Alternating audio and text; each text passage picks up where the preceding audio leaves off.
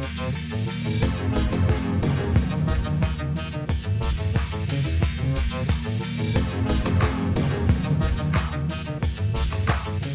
Sciforror Film Podcast.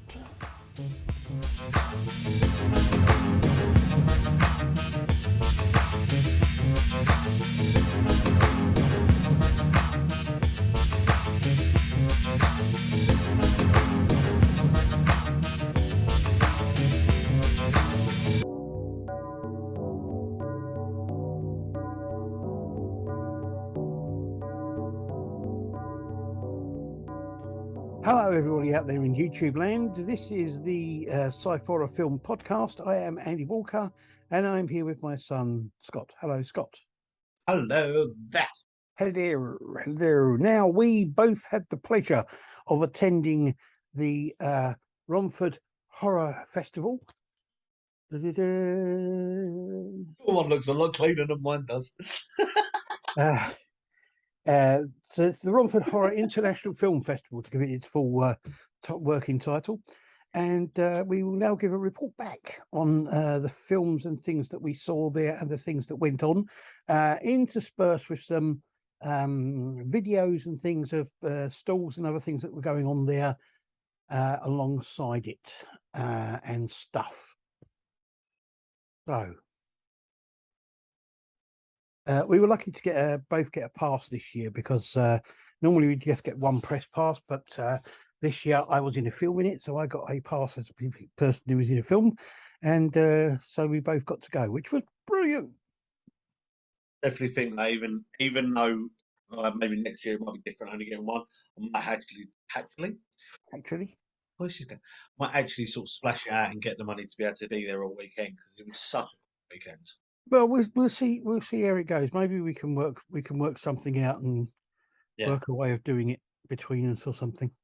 So it started on Thursday, the 23rd of February, and we started off at night, 7 o'clock at night, with a showing of the film The Keep, which was a Michael Mann classic. I think it was one of his really early films. I don't know, but it's a classic film with a fantastic score by Tangerine Dream, who I still think the music and the sound effects and everything that we used in that were well ahead of their time. And, yes. Now, I will admit I've seen this film before. I believe it was the first time you'd seen it, wasn't it? Yes, it is the first time I've seen it, and it amazed me with the name. Well, it amazed me it was the first time I've seen it, especially with some of the actors that were in it. Yeah. Two of the main actors, I would say, that were in it, especially he is one of my favourite actors. Yeah. So it shocked me a lot, especially seeing how young he was. Yeah. Well, as I pointed out to you, how young he was, but still looked really old. Yes. For those of you who don't know, the main one of the main characters is played by Sciforror McKellen, and one of the other main characters is played by Gabriel Byrne.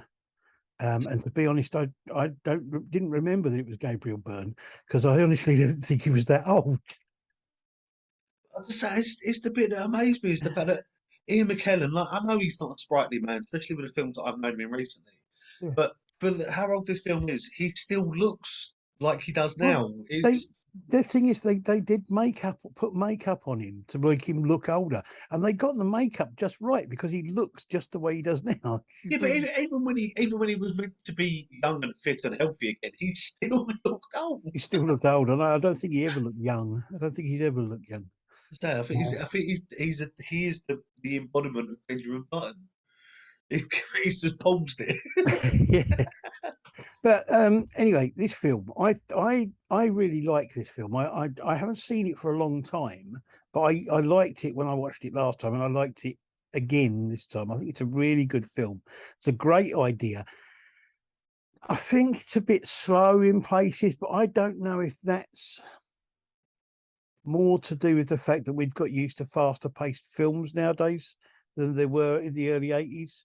Yeah, I think I don't know. It's a bit hard to tell, because there've been a few 80s films that we've watched that have been a bit faster paced, but I think for the majority of the ones we've watched, it's been pretty much. I'd say actually for the majority of the ones we watched, it's actually been a bit faster than most of them. But I it's do agree also, with you. In places it seems to drag, and I think yeah. it is the fact that we've got used to them more fast-paced films. I mean, it's a supernatural film more than a sort of, Yeah, it's not like they're being chased down by zombies and things. It's much more to do with the atmosphere and all that kind of no, thing. Um, and yes, well, I think the pacing has got a lot to do with that. It's to set the atmosphere yeah, and that kind of thing. There's also a thing with the quality of the film because it's so old. At the time when it came out, a lot of people kind of dismissed it. It yeah. wasn't a huge thing, but it's become quite a cult classic because of the fact it was the early Michael Mann film, because it's got Ian McKellen in it, and because of the soundtrack and the effects, all that kind of thing. So the quality is a little bit patchy, but it's not bad considering its age and the fact that it's not really been looked after. I would think what this year it is actually 40 years old. Yeah, Is for a film that is like, and bear in mind, like you said, we've watched films that are younger than that and that are in worse condition. absolutely. So, Very and true. like, don't get me wrong, it's not the best one. Like we said, we've watched ones from the 70s and stuff like that. But a lot of them do get remastered, sort of digitally remastered. Not Yeah, they done, but like so the quality is better. But I think this, yeah, it hasn't aged well graphically, but it's still a very good film. yeah, yeah. It's And I confusing mean, in it's places. it's like we were saying, it's a top class cast and it's very well made. And Yeah, it's I don't know. I just think it's a great film. It is a classic film. Uh, what I would say is that I was saying to you, and I think that in my opinion, there are definitely elements in the kind of ending part of the film that can be easily compared to the end of Raiders of the Lost Ark. yes, yeah. Um, It definitely had that sort of the same sort of feel to it. Whether or not they took it from I don't one of them, know. took it from the I don't other. know. I don't know what year each one of them came out, but I mean they had Oh, the lighting effects and the Nazis dying and the kind, yeah. Actually, Raiders of the Lost Ark come out in '81 and Keep come out in '83. So yeah, it it's could it. have been the fact that it's taken it from that. But yeah, it's just there's a lot of sort of there's not a lot, I wouldn't say a lot of similarities, but it's a very unique film. Oh, it is a unique film. It's really. I mean, it does have a lot of things in it that you get in 80s films, including the gratuitous sex scene, which wasn't really necessary, but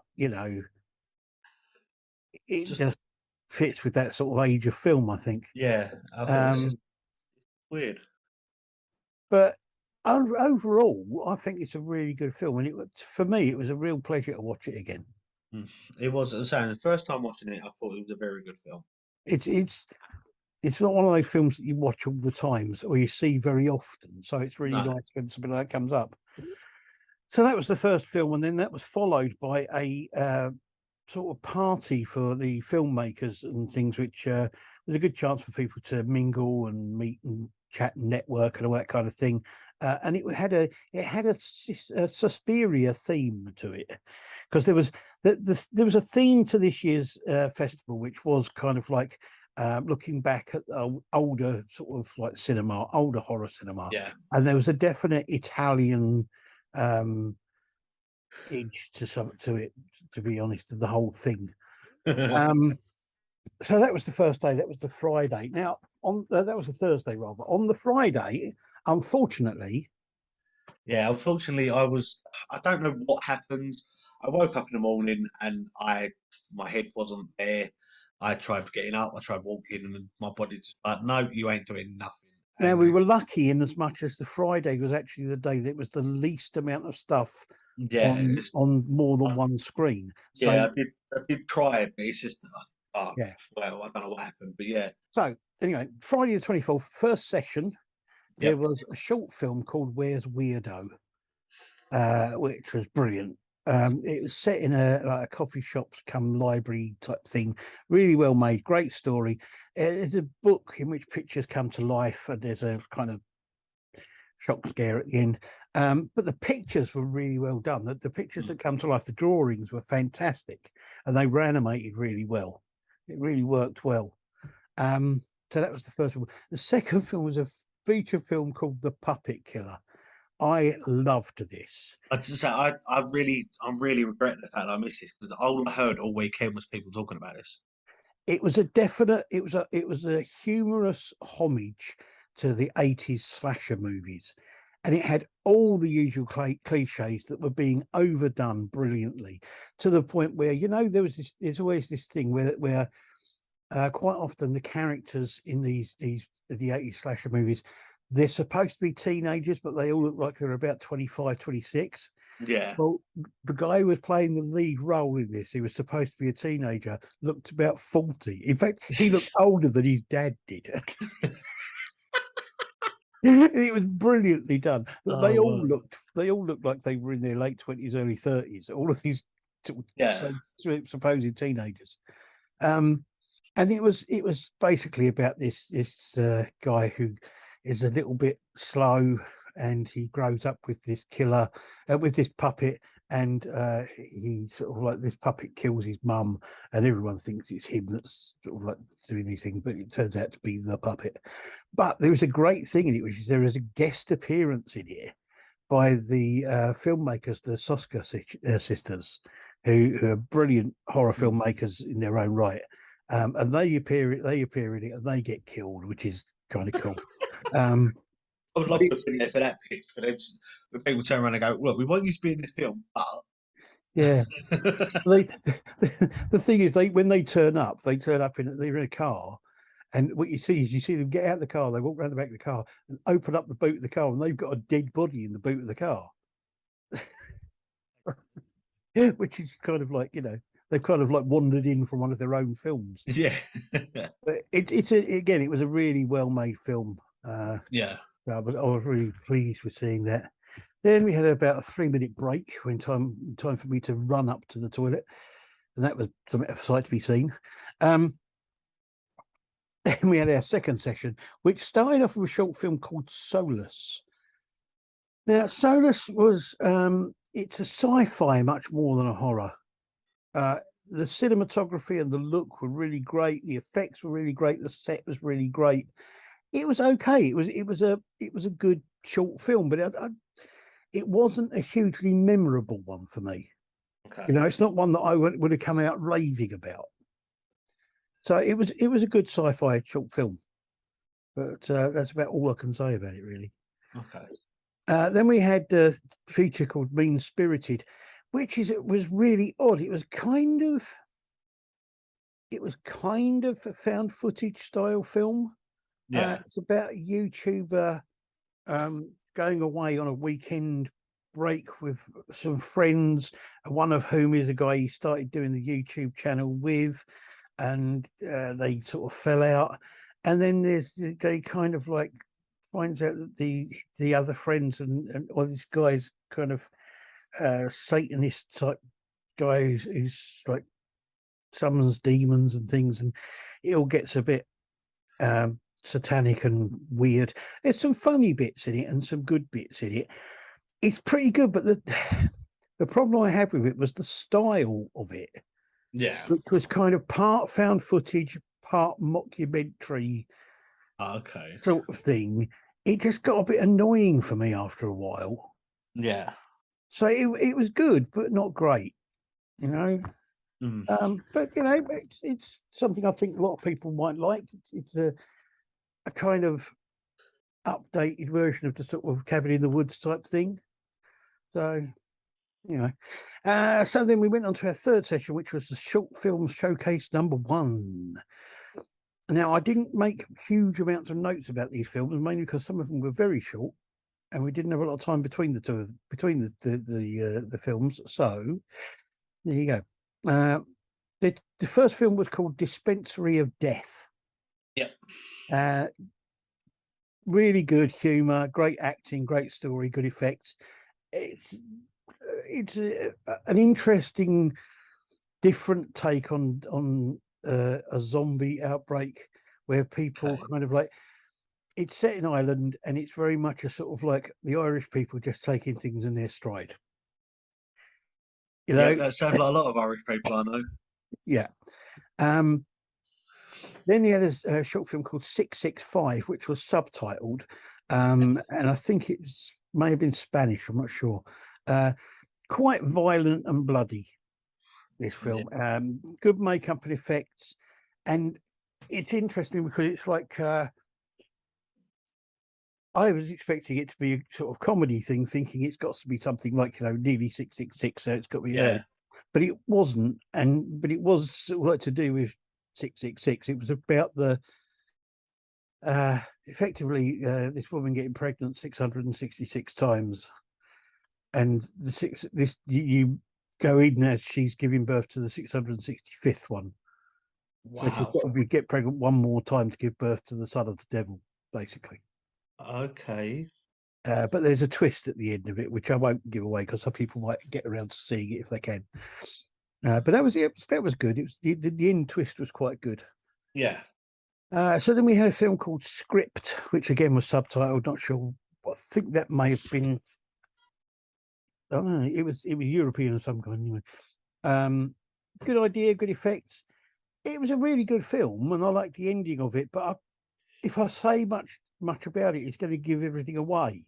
Yeah. It's not the longest of films, and it sort of I don't want to do that because I want people to try and maybe sort out, seek it out and see if they can find it online Yeah. or somewhere to watch it. So that was good. Then we had Colony, Yep. which was a very intense film. It's a good idea. It's not an original. It wasn't an original idea. We've seen it done before, but it was done well. And it's just again, if I go into too much, because the problem with short films, if you go into too much detail, you give away the whole thing of it. So, but it is a good film and worth checking out. Then we had a film called Viral, which again was a found footage style film. It came across, or it seemed to come across at the beginning as being a bit of an anti-vax, anti-COVID sort of film. Okay. But it was interesting and really well done. Very atmospheric and intense. It was the end of it was good, but on the whole, the film was a bit too long for me. Oh, okay.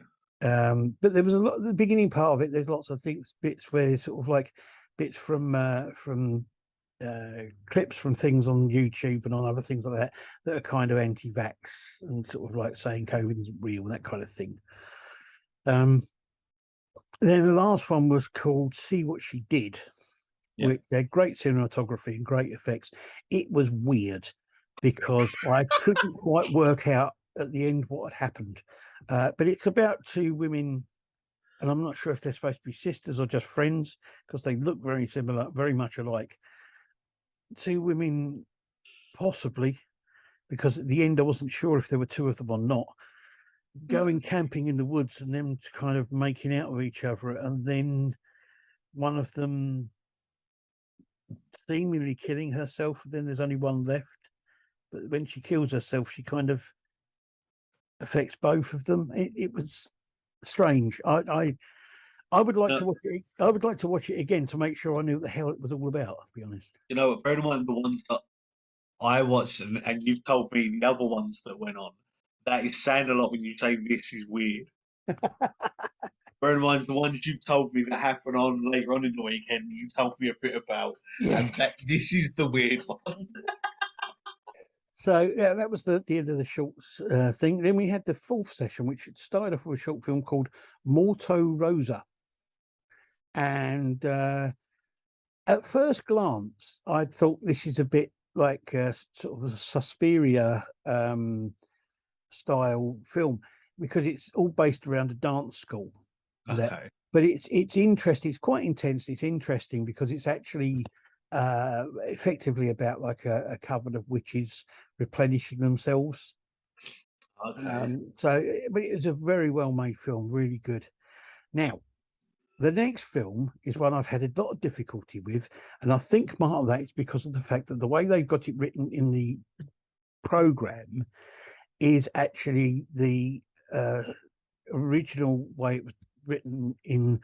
It was either Spanish or Italian or something like that, or maybe even Serbian or something. I don't know. But they left a H out.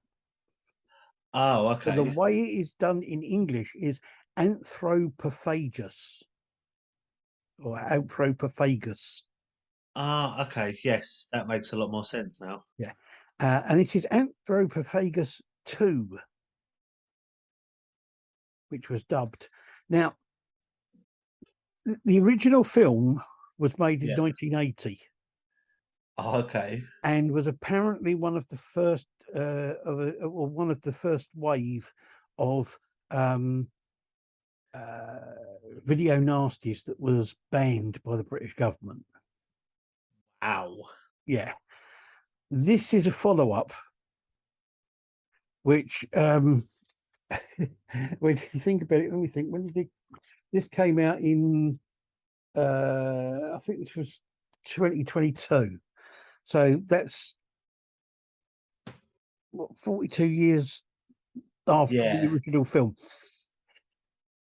So Uh, the thing was, I've never seen the original, so I didn't know what it was about.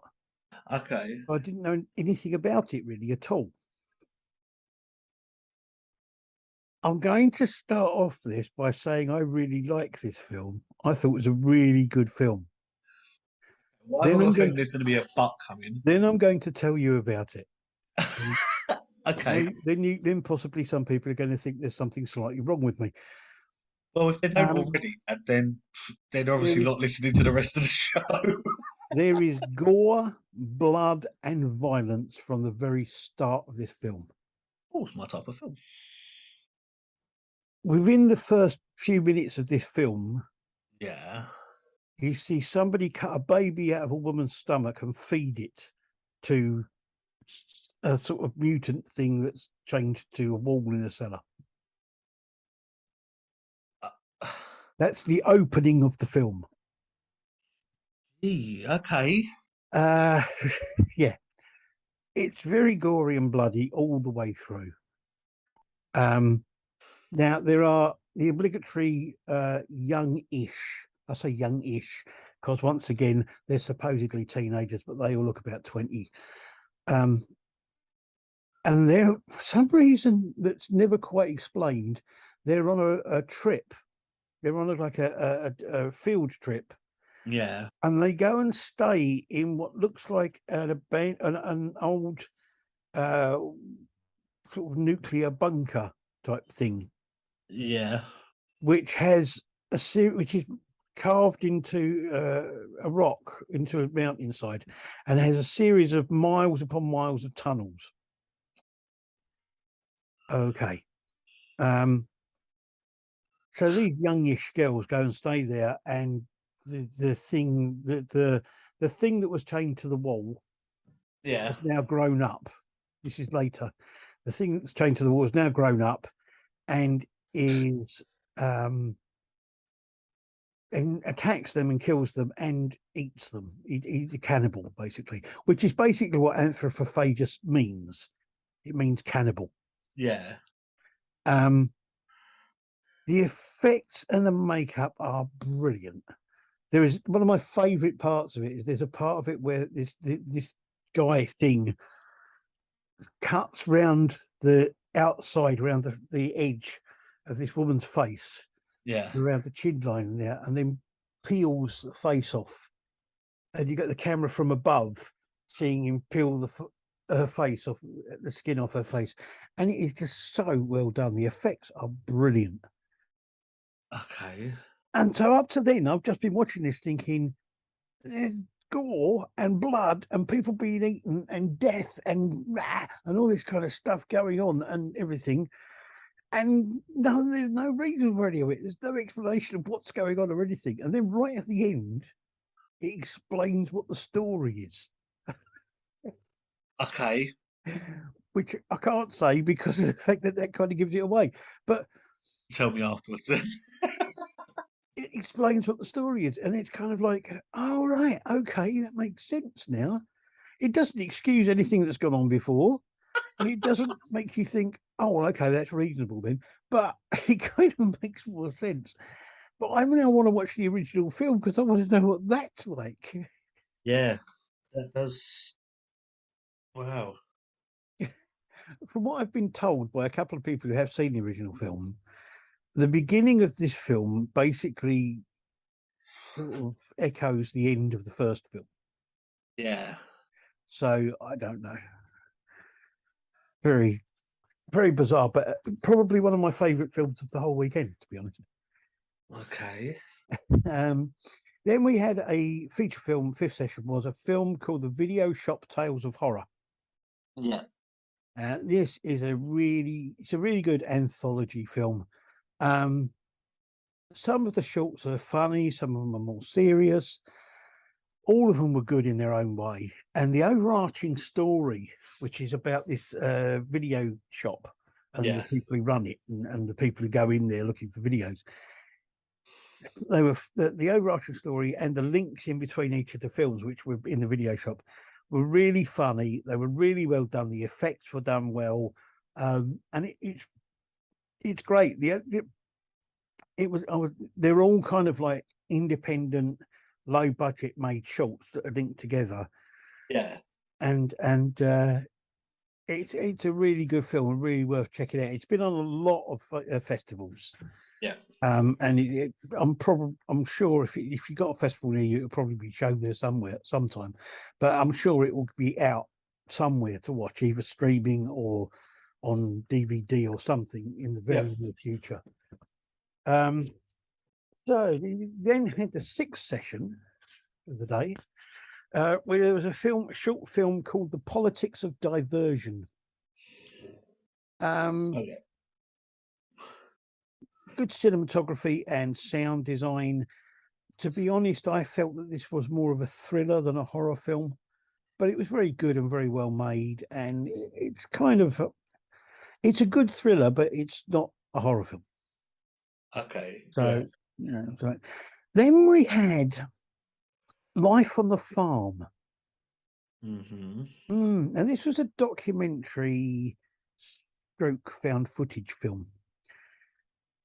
The guy who made this, apparently his family had a connection with the guy who actually shot the film. Yeah. His granddad moved into the village where this guy lived, where this guy's farm was. Yeah. And became a friend of his. And he used to give people these videos that he'd made. Okay. It's about this. Basically, it's about this guy who's a farmer. He's a very strange man, and he does videos of him and his life on the farm, and also his life in his house. It's interesting and weird, good, but it's not a horror film. Okay. It was good to watch as a documentary, as a piece of thing to kind of look at and to say, wow, this is really something strange, and this guy was strange, and the whole thing is really bizarre. The whole story and the whole thing behind it is really bizarre. But I would personally would have rather seen a horror film. Okay. But I mean, it did introduce me to a few things which I'm going to have to look up. The group, I don't know if they're all YouTube channels, but they are things where they have a collection of bizarre videos on them, which is where this kind of like this film has gone viral via the thing. Okay. There's one called Everything is Terrible, another one called TV Carnage, and there is actually a thing called the Found Footage Festival, which is for people who do things like, if you move into a house and you find a load of videotapes in your loft that somebody's left there when they lived there before. Okay. They will then show them at the Found Footage Festival. Okay. Yeah. So then there was an extra film. Yeah. On the end, which was called Dance with the Devil. Okay. Which it was a preview. Yeah. It's a comedy pseudo documentary thing, fly on the wall type thing about exorcism. It's about an exorcist who stopped working for the Stop working for the Exorcist. he stopped working for the church and he's Yeah. freelance now. And he takes on a new bloke who's his apprentice. And they go out to do exorcisms in people's houses. But they've got to be Freelance. quick because of the fact they get a phone call and they've got to be there because otherwise they get beaten there by other people who do the same sort of things. There's one of them where he turns up late, and there's two guys in there who are Orthodox Greek, Russian Orthodox priests who are doing the exorcism. Obviously. It's funny. It is funny, and it's really good. And they're saying that there's a possibility that they might be able to make it into either a feature film or a limited series. So That'd be cool. that could be really good. Unfortunately, there were 3 films I missed. There was My a feature. fault. Sorry. Yes, there's a feature film called The Haunting of Lady Jane, which I know nothing about really. On here it just says, what does it say? A water spirit who feeds on the souls of the sinful becomes the torment of a trio of travellers. Yeah. So I don't know. Then there was a short which was Cruellon, which was a science fiction based horror short. Okay. And there was a short film called Libra, which I missed because I came in slightly too late. Yeah. For the anthropophagus film because I had to go to the toilet. So I've missed the first short film, which was called Libra.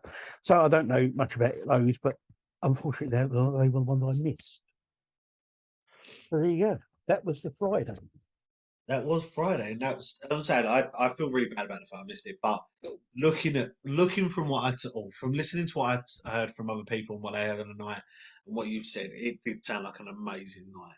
It was. Amazing days. Now there were hissing. There were stalls at the film festival as well. Yes. And I did manage to have a look at the stalls and do a couple of short interviews with the people who were running them. So let's have a look at a couple of those now.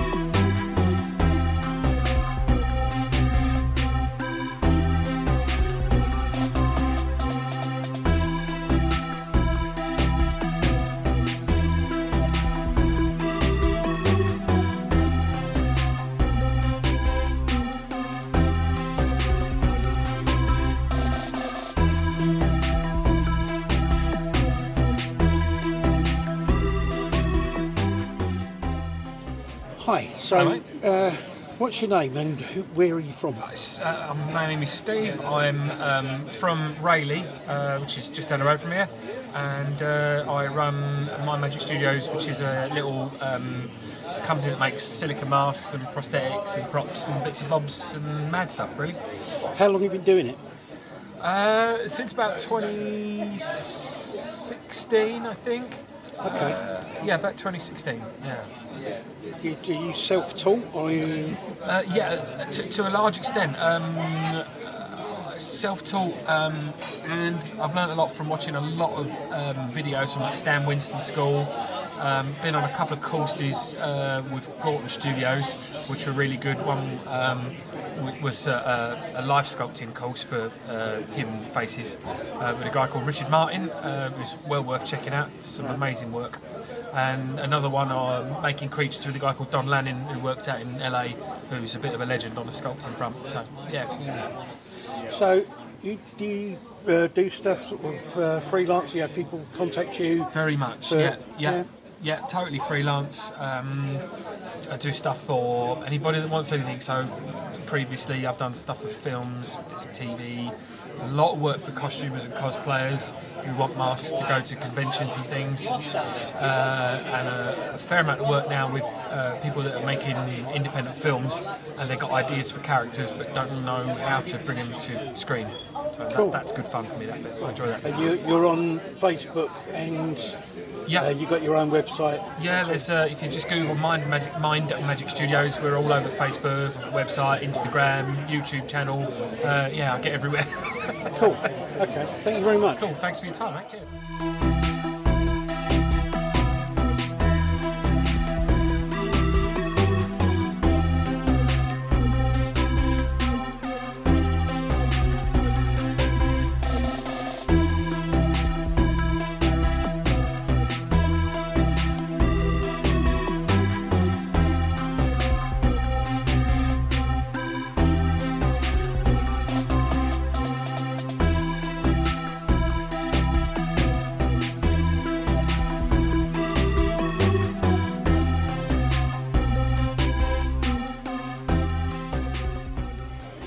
Hello again. How are you? I'm okay, thank you. And you? Very good, thank you. And you come back again this year. We're back. Yes. Are you we're here back. for the whole weekend, or are you just? We are. Good, good. Have you been doing well since we last talked? We have, yes. You seem to be. I've seen a lot of your stuff on Instagram. That's good, I think. Yeah, a lot of new books coming on the Yep. on the Instagram thing, so that's cool. Yeah.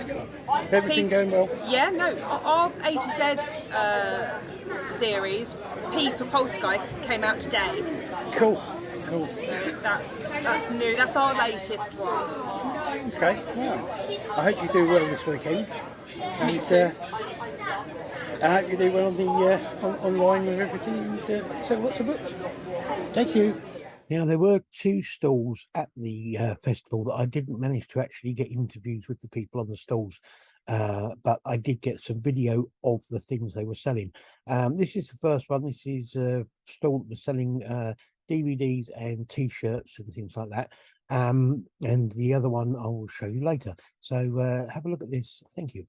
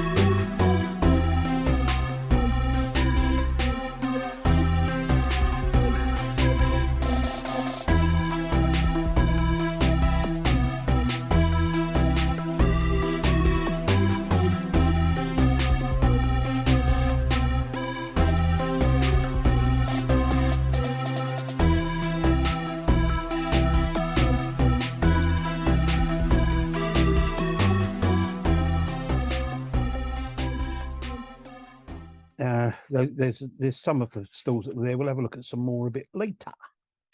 Letter. Bit later. So on the Saturday, the 25th of the 2nd, the first session, Scott was back for this Saturday, which was cool. The first session I did was session 1 was a short film called The Black Recat.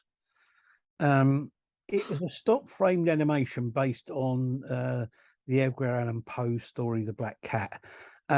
Really good animation. It's a pretty good film. I mean, it's a well-worn story, you know. Yeah. But it worked quite well. The interesting thing about it was that the main character who actually commits the crime and everything, and then gets found out. They did it so that he looked like Edgar Allan Poe. Wow. So that was quite clever. That was quite good. Hmm. I enjoyed that. Then there was a documentary. Fulci, I don't know how you pronounce it, talks. This was an interview with the Italian horror film director, Oh yeah. Lucio Fulci, and Yeah. My my mm, I like some Italian horror. I've seen some, and what I've seen I liked, but I've never been a huge follower of it. Yeah. So for me, I found this interesting up to a point. Yeah, it did. Um, It, uh, it did seem to go on for a long time, from what. yeah, I didn't. I mean, it's not like I've got a huge love of Italian horror films. I don't. It's got nothing against them, and as I say, the ones I've seen, I've liked. I don't have a great deal of knowledge about Yeah, them either. Really, it was a bit overlong and a bit slow. It didn't help that the dubbing or the subtitles seemed to be completely out of time with what he was saying. So ah, it was like you were reading stuff about 3 minutes before he actually said it, ah, which kind of seemed weird. yeah, I think it would have been a lot better if they'd have edited in some clips of his films yeah, and broke up the thing, because the rest of it was just him sitting in a chair talking. They weren't even asking him that many questions. He was just talking about his films and about his yeah, directing styles and that sort of thing. And quite amusingly, bad mouthing almost every other Italian horror film director that I've ever heard of. So, yeah. Well, but it was, as I say, it was interesting up to a point for me, because because of my lack of knowledge and the lack of experience of watching Italian horror film, I just kind of like got a bit lost and a bit kind of after yeah. a while. So I mean, it's probably very interesting to watch for anyone who has a love of Italian horror movies. But here you go. It's just one. It's some people like that sort of thing. Some people don't. There you go. And see, while you were doing that and being Yes. bored out your skull by the sound of it, I was delightfully being entertained. Well, I say entertained. Yeah. Um, it was first of all by a short that was called Spellbound. Now, it is a very good film. Without giving too much away, it's a little bit about witchcraft, but it's sort of, I don't know. There's obviously, for a lot of people to know, but there's two different sides of it. You've got light and dark sides of it, and this is a sort of a mix in between, because it's about trying to find love, but a darker way of doing it. And all I can say is for anyone that gets a chance to watch this, and I'm hoping that they put it out and people can see it. The dream sequence that is in this film is one of the best I have ever seen in any film. Cool. The guy said that when they did a Q&A, and he said that it took the most of the time it took for them to do pre-production was just for this dream sequence, because of the CGI and the graphics that we used, and it is so worth the time. It Cool. is such a great film, and Sam, the dream sequence alone, I think just that dream sequence alone could have made a great film. But the rest of it just adds so much to it. Like the cinematography in it is amazing from outside of it, and the set design, like that. But the dream sequence was amazing. Get a chance to watch it, please do, just purely for that. Yeah. Now, the feature that was on, I obviously I don't like going too much about it, but it was very hard for me to watch. Not Okay. for the fact that it was the film or anything like that, it's just the subject matter behind it. And this film was called The Creep. Now, it deals a lot with obviously the horror side of it, being haunted by ghosts and stuff like that, but it's also dealing with one of the main characters, and it's suffering with dementia, All and right. how her memories are actually what everyone's putting in the sometimes, oh, she's rambling, she's remembering, isn't. It's actually to do with what's going on. And they explains that throughout the film. But I think the visual effects in this, again, were amazing. The the little jump scares, or the little sort of in the shadow bits, I thought were very well done. Is a very controversial subject, like we've seen before, like we said before, dealing with dementia, stuff like that. No one really does stuff like that unless it's sort of a documentary thing. Yeah. Put this into a horror film, and the way they've done it, yes, it was a little bit close to home for me, but it it was also that sort of eye opener because of the way that it helped. Whether or not it was due to their personal experience or what, but it helped with certain things that they were saying and things that were said. Yeah. And all in all, I thought it was such a great film.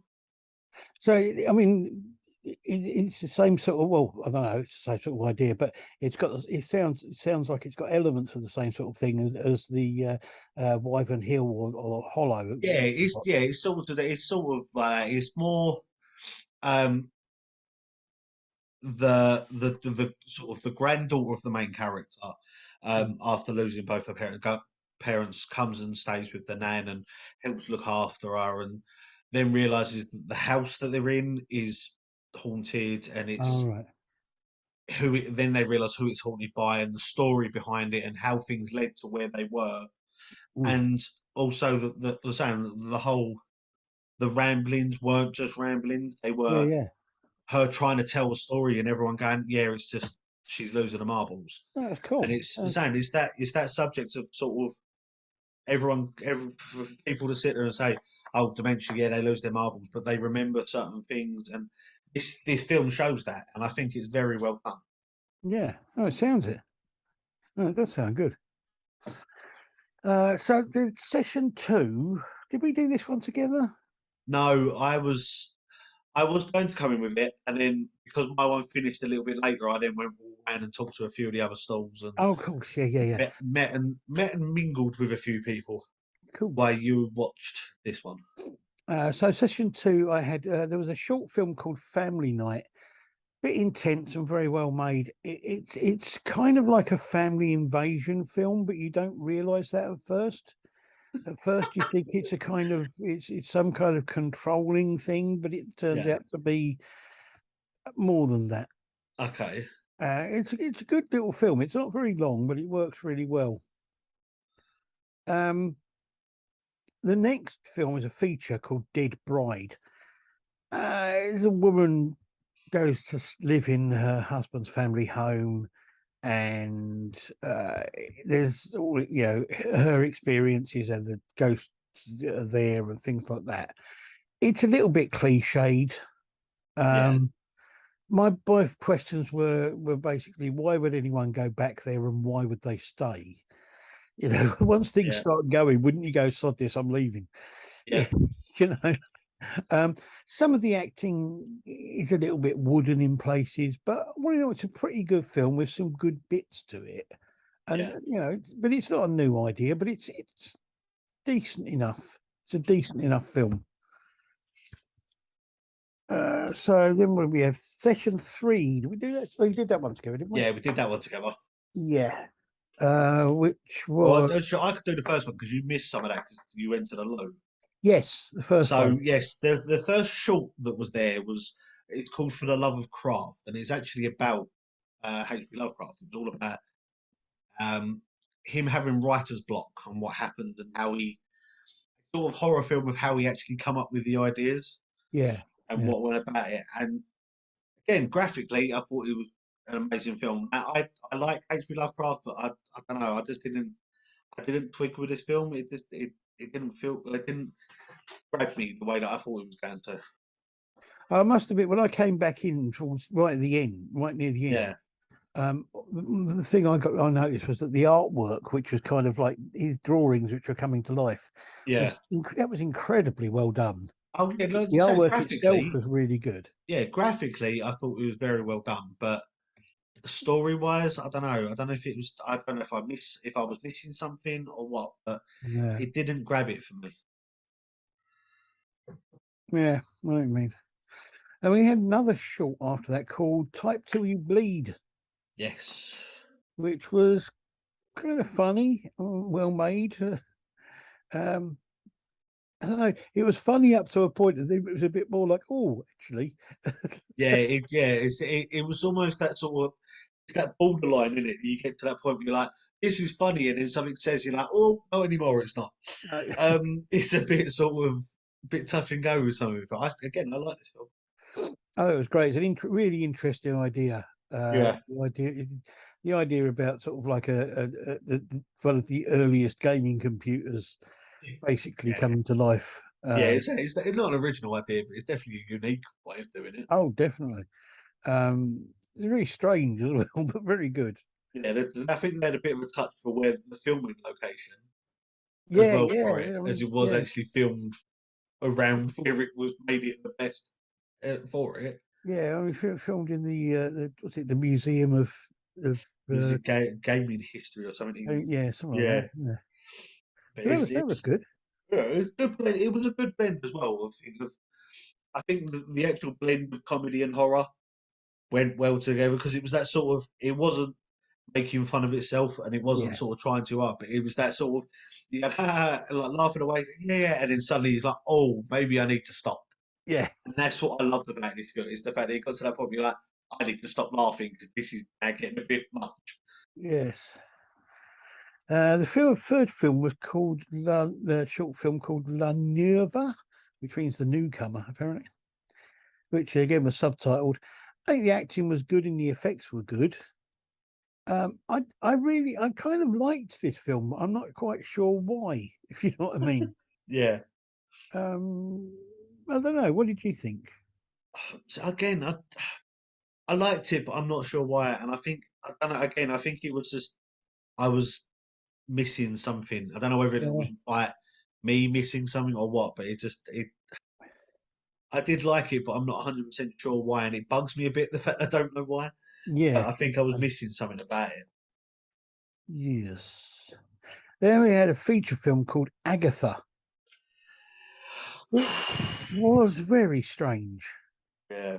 Now, Brent, at first I thought this was animated, but yeah. So I'm not sure it was. It no, almost looked like what's it called? Is it called rotoscope, where they take the film and then they just draw over the yeah. film. It was like very shaky sort of draw like animation sort of style. Sort of Yeah, I don't know. It was a weird sort of animation, and I mean, again, it was a very interesting look. You know, but it was such an odd film.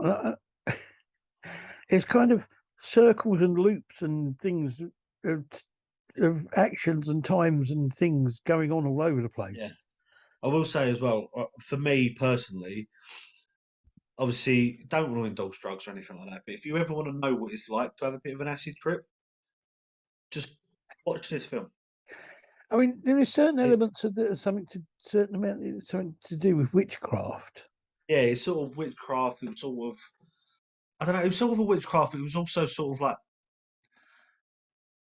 getting like like sort of karma coming around and sort of Yeah, getting revenge and sort of and it, making amends and stuff like that. And I, it seemed like a lot of stuff going on. I couldn't make my mind up if it was supposed to be like a post-apocalyptic type story place, or the setting of it, because it kind of seemed like that, but I wasn't sure of it enough. Yeah, I think it was sort of. I think obviously without getting into the mind of the director or whatever, but it sort of seemed like yeah, it was.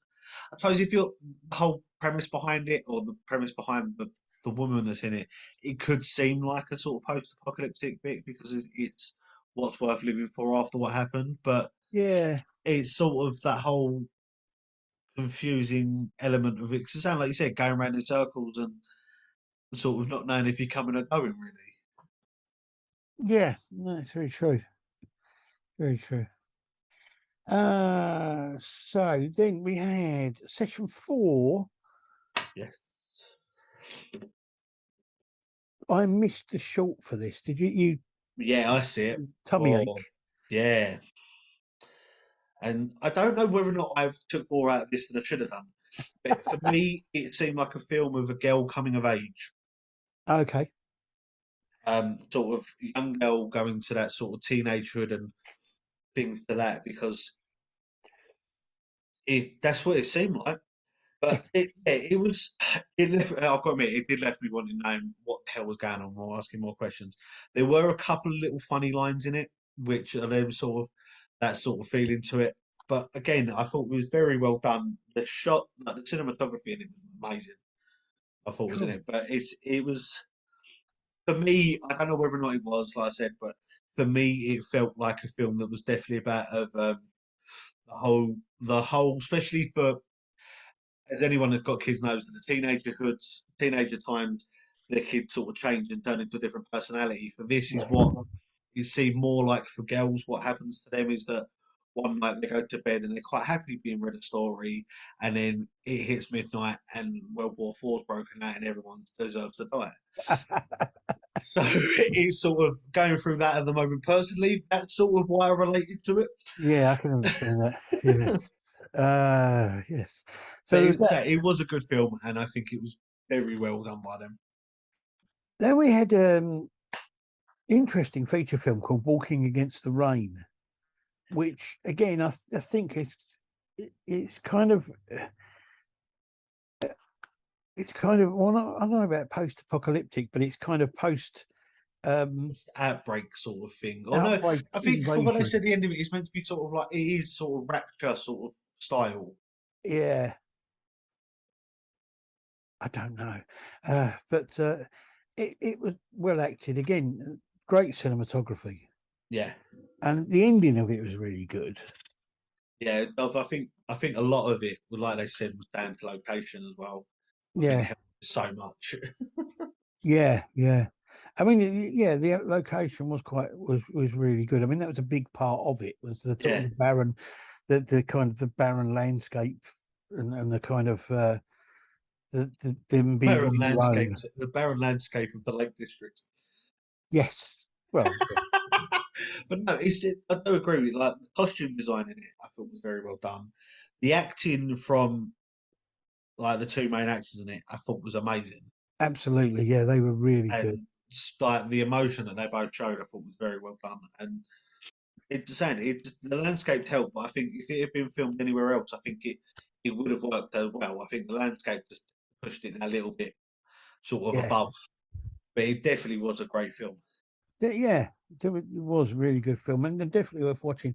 And it was really good because it was personality driven. It wasn't about big effects and things like that so much. Yeah, So I really enjoyed that. It was really good. So session 5, we had a short film called Twist. oh Now, yeah, Twist was made by Kenichi Ugana, who was the man who made the Sex Squid video, Extraneous Matters. And his introduction to the film was brilliant because he yeah. had the Sex Squid with him on the sofa next to him. It was a good idea, good effects. It was funny. It was very good. And all I wrote, it was weird as I thought it would be. Yeah, I know I've said before on so many times on this podcast, and when we've watched weird films, that I want to talk to the guys and just make sure they're okay. He, he's a definite one that I'm not too sure whether or not I'd be okay after talking to him. The, just, I would hate to know what ideas he throws aside. Yeah, I mean, his ideas are always very, very strange and bizarre, Yeah, but always interesting. That's the thing about it. There's none of them that you go, "Oh, that's boring," because yeah, it's like sort of, I don't know what. yeah. Hey, It's definitely a film that it's definitely a film you can't. He's no actually, I say definitely. He's definitely a person that any of these films you can't just watch and go, "Well, that was boring." it's true, very true. It's just like the funny one lines in this film. This one has started because I've seen parts of the other one, but this one I've seen it all the way through. And it's definitely one I would. I don't know if it's definitely one I would like to rewatch, but I definitely think I need to. Yeah, Just I love watching his films because yeah, they're just so fantastic. yeah. I've got to admit, all I did was write down. I definitely need to rewatch and just odd. Yeah, It just but not odd in a bad way. It's such a good film, and I think he does it. He's such a great filmmaker. absolutely. Absolutely. If there's ever one of his films in a festival, definitely worth watching. Yeah, Then we had the feature film, which was called Horoscopes, which yeah, was an anthology film. Now, this was made, or some of the things in this were made by the same people that did the video shop Tales of Horror. yeah. So there's 12 short films, all based on different signs of the zodiac.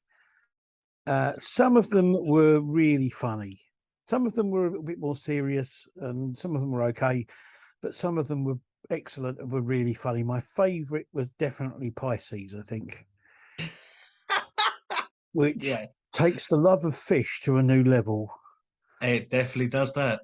I But think they were all really good. All of those short yeah, films were really good. there's some that were definitely a lot better than others, I would say. Yeah. But as I say, each of them had their own thing, and I'm looking forward to the next one that they said they're making. Yeah, they're But doing it. yeah, They're going to do it on the the basis of the Chinese. Chinese Zodiac, yeah. Which I suppose Yeah. it's just weird, but it's saying it's just there's so many of them that I think it just they're all ideas that they've all had from what I was saying. They're ideas they had, and then finally someone went, "Let's make it," and Yeah. it gave them the chance to. And yeah, I think the same. There's definitely some that are better than others, but it's definitely a good selection of It's a films. good selection of short movies, cheap Yes. short film. Really good. Okay, so then we had our session 6, which is where we split up. Yes. So, do you Uh, want to go first? yeah, I'll go first because, well, yeah. It started off with a short film called Kiddo. Yep. Now, I don't know whether or not to give too much away about this or not, but it was definitely a eye opener. Now, obviously, for anyone that hasn't seen this film, there's not going to know fully what that means, but it's basically a horror film based around living on a farm and giving pets or be giving the animals pet names and making them part of the family, knowing that they can't be, Right. but it's not animals, and that's all I'm saying. Okay. That's Um, weird. yeah, I'm saying I'm not 100% sure fully what was going on, but it is definitely a good film. Okay. It's definitely one that I'm saying it takes a lot to shock me, and there were a couple of scenes in this where I looked at it and it happened, and I was just like, and I just sat there, and I'm pretty sure at one point I said it out loud because I heard someone behind me go, "I agree," and I just sat there and just went, "Wow," like shock wise, and I heard someone behind me go, "I agree," but yeah, it was definitely a good film. Yeah. Um, Now the feature that they had, which was called "Feed Me," Yep. and this is about um, a man that was dealing with grief, the loss of his partner, and him looking for ways out of it, Right. and stumbles across this man who says he'll help him in certain ways, and it's this guy. He agrees to it, and then it's about the journey he takes, where he then realizes before it's too late, sort of the things need to change. But the story up to it, the whole thing behind it is so good. There's like it's funny in places as well. It's like there is a lot of gore in this. Yeah. Like there is a lot of close up gore to it. Okay. But like there's parts of it that you see someone getting their arm sawn off, or like, and the sort of makeup behind it, I thought was amazing the way it was done. But it was stuff like that. But then there was stupid little moments where it was just funny, and I think it was that lightheartedness that took it away from it a little bit. And I think it worked though because it was like it wasn't permanently in your face and you're on edge, and it gave you that little bit of relief, and then something happened and it made you sort of feeling more intense. Yeah. And I think it's a great film. It says on it whether I don't know whether or not it's true, but I'm pretty sure I heard someone say it's inspired by true events that happened. Whether or not that's true or not, or if it's just them trying to grab people's attention. But I think it's definitely a great film it is, and I need to keep an eye on what stuff they do if they're making stuff like this, because it's just a great film. Cool. That sounds really good. Uh, I wish I could see that. Uh, while you were watching that, I was watching in the other screen. I was watching this collection of cheap thrills. Now these are short films that are made on a limited or low budget. yeah. Now, what do we have here? We had the first of all, there was a film called Amber, which I really liked. It was a game-based short film. It was really good, really well acted, really good effects, funny and very good. Effectively, it was about sort of playing a video game in real life. Okay. So you kind of like you kind of you have a thing comes above you, appears above you in midair, that tells you what weapons you've got that you can choose to fight against the thing that's in front of you, and you have to choose the weapon and then go and try to attack it and things like that. It was very very well done, very well made. I'm not sure it was horror, but it was very good. Okay. Second one was called All the Music You Need. This was a very strange film, and it was based around the idea of grief and loss, and also the idea of sirens singing in the sea to draw people to them, and that. So it was kind of like that, but it was a bit strange, but very good. The next film was called A Hymn for Her, which I really liked. It was interesting, really well made. It's about an aging actress and about how, as you get older, you stop being recognised or being thought of as being the beauty that you were, and you start becoming invisible. You've got that. But Okay. interestingly, the two main characters in this were played by Tiger Drew Honey, who was in Outnumbered, and Linda Marlowe, who was in EastEnders for quite a while. So they were well-known actors, which was quite interesting. Yeah. That was good. Now, the next film was one of my favourite short films of the entire weekend. Right. Now, this is for a bit of this is the film, by the way, that I said Dad explained to me, and he's saying that the one he watched on Friday was weird. This is a film called Tatties. This is a funny, gross, and excellent film. Yeah. And it involves what were christened by a gentleman who did a question and answer session with me at some point. They were christened love spuds. And there's not much more you can say about them than that, really. No. All I can tell you is that tatties, because it's based in Scotland, so tatties in Scotland are potatoes, obviously, and they are definitely love spuds. And I'm not going to say any more than that, because you really, really need to go and watch this film. Obviously, brilliant. I know we're going to go over the awards later on, but I can understand why it won the award it did. Yes, absolutely. Yeah. So the film after that was called It Got Bloody. It was quite an interesting opening to it, a bit of a twist. It's pretty good, but it was pretty kind of obvious. It's basically just sort of like a fight that goes over the top. Really, it's all right.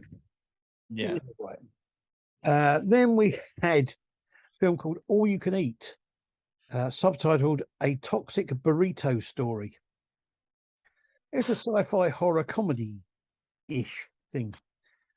Brilliant effects. All I would say is it centers around a burrito restaurant, and the chef is experimenting on these burritos, which become kind of sentient and start eating the people that should be eating them. Interestingly, the character in this, which is just called The Voice, who is the voice is played by somebody who people might recognize the name of, Jello Biafra, who was the lead singer with the punk band The Dead Kennedys. Wow. Damn. So there you go. The next film was some awful thing with some big fat geezer called The Hand That Feeds You. Your film, and that's why you wanted to go in there for that. I know, it was amazing seeing myself huge on a big screen instead of just seeing myself huge in a mirror. But no, that was it was great fun to watch that on the screen, and very nice to hear some people applauding it when it finished. That was quite good. So then after that we had The Witching Hour, which was really interesting because it it was basically a music sort of dance video with a horror basis. Okay. Amazing sound and visuals, and I really liked it. But it was Yeah. basically just like a music video. But it was interesting. It was a very interesting Yeah. thing. Then we had a film called A Real Pair, which was a comedy horror. It was very amusing, very good, about two guys who were sort of ghost hunter type people. That was made as part of the full 48-hour film challenge. So Okay. that's, I mean, I'm always in awe of people who do that. That's 48 hours to get a film from original idea to screen, Yeah. which is quite an amazing thing to be able to do. Yeah, especially when we see that some of these films that we've reviewed already. One of them took like a few years, Yeah, and obviously I know there was different reasons why, but your one that you did with John took a while, but that's mainly because of lockdown. But still, like yeah. 2 days to be able to do it is To take it from right, you go right. This is the idea. You then write a script or storyboard it or whatever. Get it getting filmed films, and edited, post edited production. and post production and then it onto the screen in 48 hours is amazing. Yeah, Now I was a bit confused by this next film because when it came up on the screen, it looked like it was called Siren Killer, yeah, but they've got it down on their thing as being called Serial Killer, yeah. which was a little bit odd, I felt. I don't know. It was a bit of an odd film, but it was very good. It was like one of the things that I've seen in quite a few things is the fact that there have been far less female serial killers than male ones, Yeah. and this is kind of a thing about a female serial killer. So it was interesting, different. So then we had the next one, which was the seventh session. You did the long shorts in this. Yeah. The first one, do you know what? I've looked at this at least 12 times today. I still have no idea how to pronounce it. Daru, Stop hitting. Serata. yeah, Sarata. I'm not 100% sure what this film was about. Okay. Like, I don't know. I couldn't. It didn't grab my attention to the point where I needed to focus on it, and I felt really bad because I tried so much, but it just wasn't grabbing my attention. So I really don't know what was going on, Okay. and I feel really bad for the people that made it, but I just Well, no, genuinely just some films don't don't. know. Some films just like that, aren't they? Yeah. Now, the next one was called. Let me find it. Was called The Fallen Woman, and again, it was a horror. Well, obviously, it was a horror, but it was a sort of ghost sort of one. Again, another one dealing with um, someone with dementia and sort of people taking advantage and trying to hide things, and someone from the outside spotting it and trying to do it. I actually thought was very well done. The messages that were in this film and the things that were being spoken about, I think, were very, very hard hitting in it. There was a couple of bits in there about a woman falls pregnant and what she's going to do with it, and how other people look at single mums and Yeah. or people that get pregnant from people that are in relationships and stuff like that. And I think there's a lot of controversial subject in it, and I think it's very, very well done. Cool. Um, so I would quite happily watch this a number of times. Um, mainly just purely for the fact that I want to see some of the dream sequences again because again they were very well done. Cool. Now the next one, masterpiece, well the masterpiece, and anyone that is into horror films or I'll rephrase it, anyone that likes Korean films, Right. this film fits in with Korean horror films because there's a lot of blood and a lot of gore and absolutely no understanding of what is going on. The premise by it basically this artist.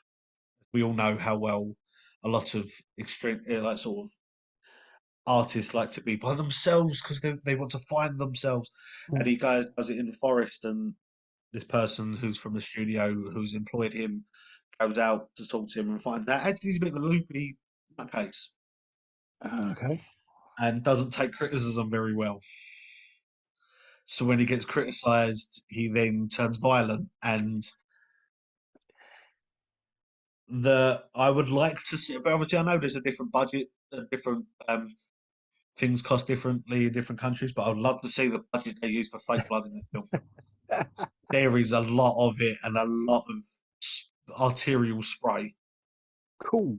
And it is, but the same for anyone that has seen a Korean horror film or anything like that, this fits in so well. And like literally, all I did was write down because that was just it was just that it was just a great film that fitted so well.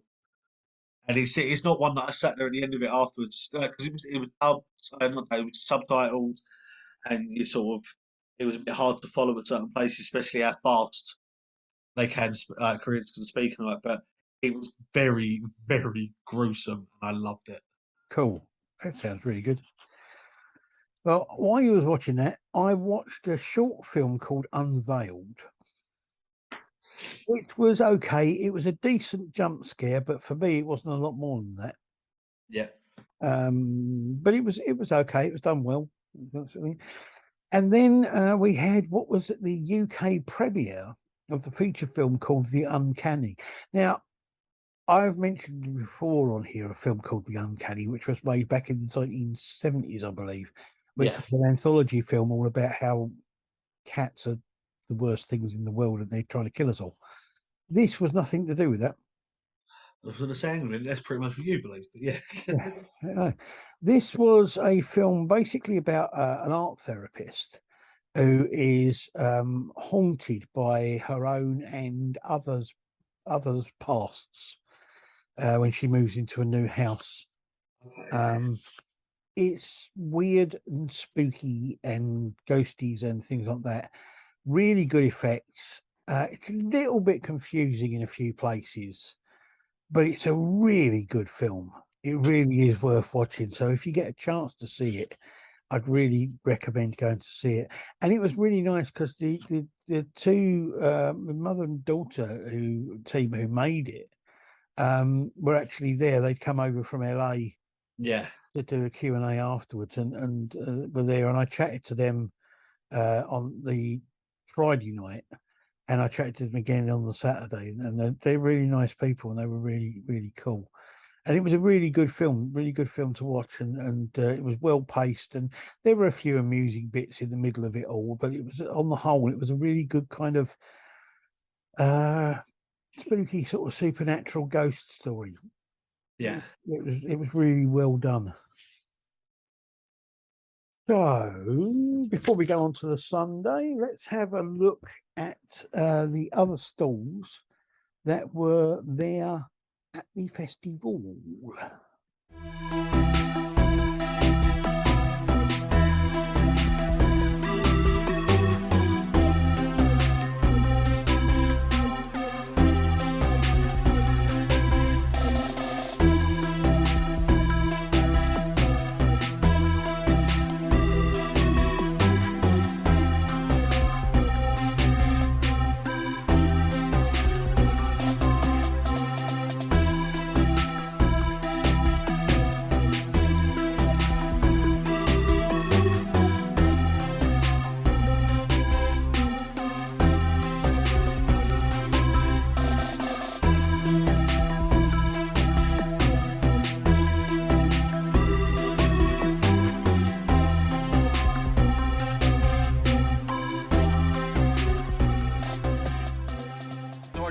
Look pretty then? You do. Yeah. Hello again. You were here last year, as I was. You're back again. Yeah, definitely. With your artwork and your comics and everything. How's it all going? Well, so far I haven't sold nothing yet, mate. But I give away a free fish magnet and I give away a free Susie magazine. Well, so hey. we're just waiting for the punters to roll in. But you're back again. I mean, obviously, it's a worthwhile thing to come to if you're coming back again. Well, let's hope so. I should admit so. Yeah, it's good fun. Good. Yeah, it's good fun. He sold all right. He done all right. I'm not buddy Mick. He sold all right on his on his beautiful frame stuff here. Yeah. He sold a couple already to traders. Cool. I'm very happy for him. So you got a full selection of framed pictures and that sort of thing, and you've got a full selection of your magazines Yeah, and what things. we've got here, we've got all decent stuff in the front, and all the smut is hidden behind. So basically, we have got 7 decent pictures that we can have on display, and everything else is filth. Fair enough. And my buddy Mike here, all this stuff, I let him do all the decent stuff, is in frames. Yeah, so... Yeah. Well, it's good to see you again. Yeah, I'm just a regular guy. And it's great to see you guys out there, YouTube.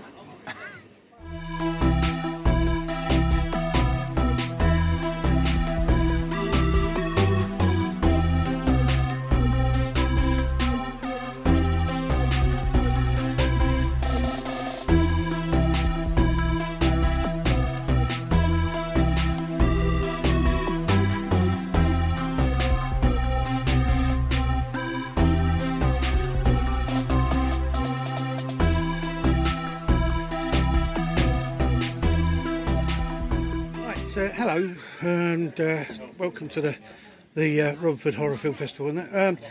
How are you guys doing? You all right? Have you had any interest in your game? Oh yeah, no, we're doing great. Yeah, no, it's been really lovely to kind of be invited along to something like this. We have a film and TV background before this, so it's very nice to come to a film festival. Yeah. Cool. Yeah. Could you tell us a bit about the game? Because I know this is a brand new thing. Yeah. So Sure, absolutely. So Shiver is a horror tabletop role-playing game. It basically allows you to create any horror movie, TV show, book, anything that's got something spooky, scary going on, you can play it on the tabletop. So it's a completely setting-agnostic system, so you can play anything from Stranger Things to Scooby-Doo to Alien to Friday the 13th. As long as it's got horror in it, the system can run it. Cool. Yeah. Cool. So, I mean, have you sort of like this is all your completely your invention? Your sort of you put the whole game thing together and everything? Yeah. So kind of how we got started is me and Adam used to be in a kind of D&D like role-playing group together. What about the Conjuring You can do the Conjuring films. You can definitely do the Conjuring films. But yes, no. We used to be in a D&D group together, and I started homebrewing a system because like we love horror movies. We wanted to have a cinematic kind of experience on the tabletop. Yeah. And then I showed these notes to my brother, who then encouraged us to make it. So then we kind of took it from something that was like just for us, and have now produced it into a full game for everyone else. Cool. You've got a website and everything, so people can go and find the details. Yeah, so if you kind of are interested in buying the game, you can find it at parablegames.co.uk. If you want to know more specifically about the game itself, you have shiverrpg.com as well, and you can find us on Twitter at GamesParable or on Instagram at shiverrpg and shiverrpg on Facebook as well. Brilliant. Thank you very much. Cheers, and thank you very much. I hope it goes well. Oh, cheers, thank Thanks you. a lot. Bye.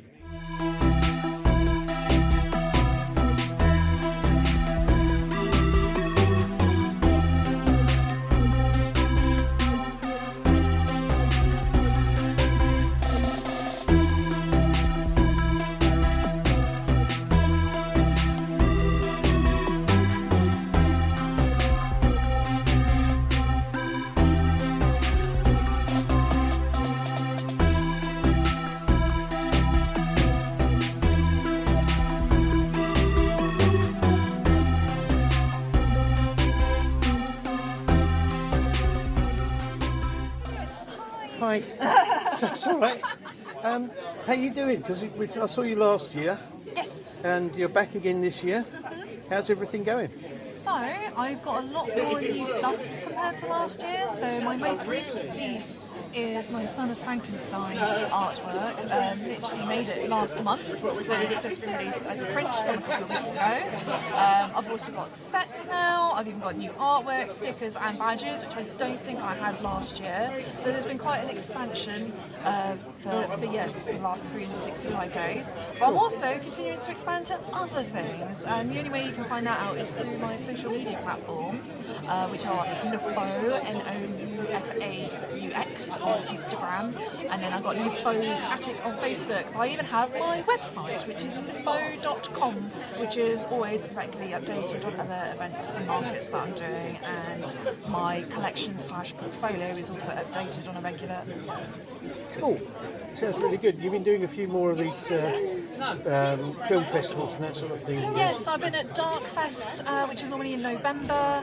I am due to do my first 50 Years of British Horror, which is in Great Yarmouth in July. I was also part of London Film Fair, which was in January. May, I'm at HorrorCon for 2 days. I'm actually going to be a table opposite all the famous people who are going to be signing. You've got the actor from Hellraiser there, if I remember correctly, and I think someone from The Exorcist is there as well. But then I also do a lot of gothic alternative markets up and down the country. I've been to Leeds, I've been to Cardiff, Bristol a few times, because even though I'm from Kent, there's not that much around there. However, there is an expansion because tomorrow I'm going to be at Orpington. Cool. So they're their first alternative market as well. Cool. Well, I'm glad to see that everything's picking up for you and you're expanding your markets and that sort of thing. Yes. Really glad to hear that. I love the stuff you do. I think it looks fantastic. How you put it together, I really don't know. But it's, a lot of stress, patience, but a lot of it is kind of like experimental in a way. But there's lots of like dodging, burning, restoration. I've actually so progressed into my digital painting. It is all digital work via Photoshop as well. Depending on the type of style of work, depends how much drawing has been involved. However, I do straight digital collage as well, and layering. Just wondering, would you do a commission if somebody came to you with I've an done idea? commissions. Yes. I've done several commissions before. I'm actually in the process of doing 2 at the moment, one including a book cover. Cool. Well, that's great. Thank you very much indeed. Hope you have a great festival. Thank you. Thank you. This is the second stall that I didn't manage to actually get an interview with the people on it. This is a gaming club who are based in Romford. They have now moved and are actually based up in the cinema that the festival took place in. So they will be where they were for the festival. So if you're looking for something like that, then go along. It's a really good club. Board games of all types, things from you'll see in the video, all the different types of board games they've got, and the people there are really good, and they will help you to learn how to play the games if you don't already know. So have a look at this.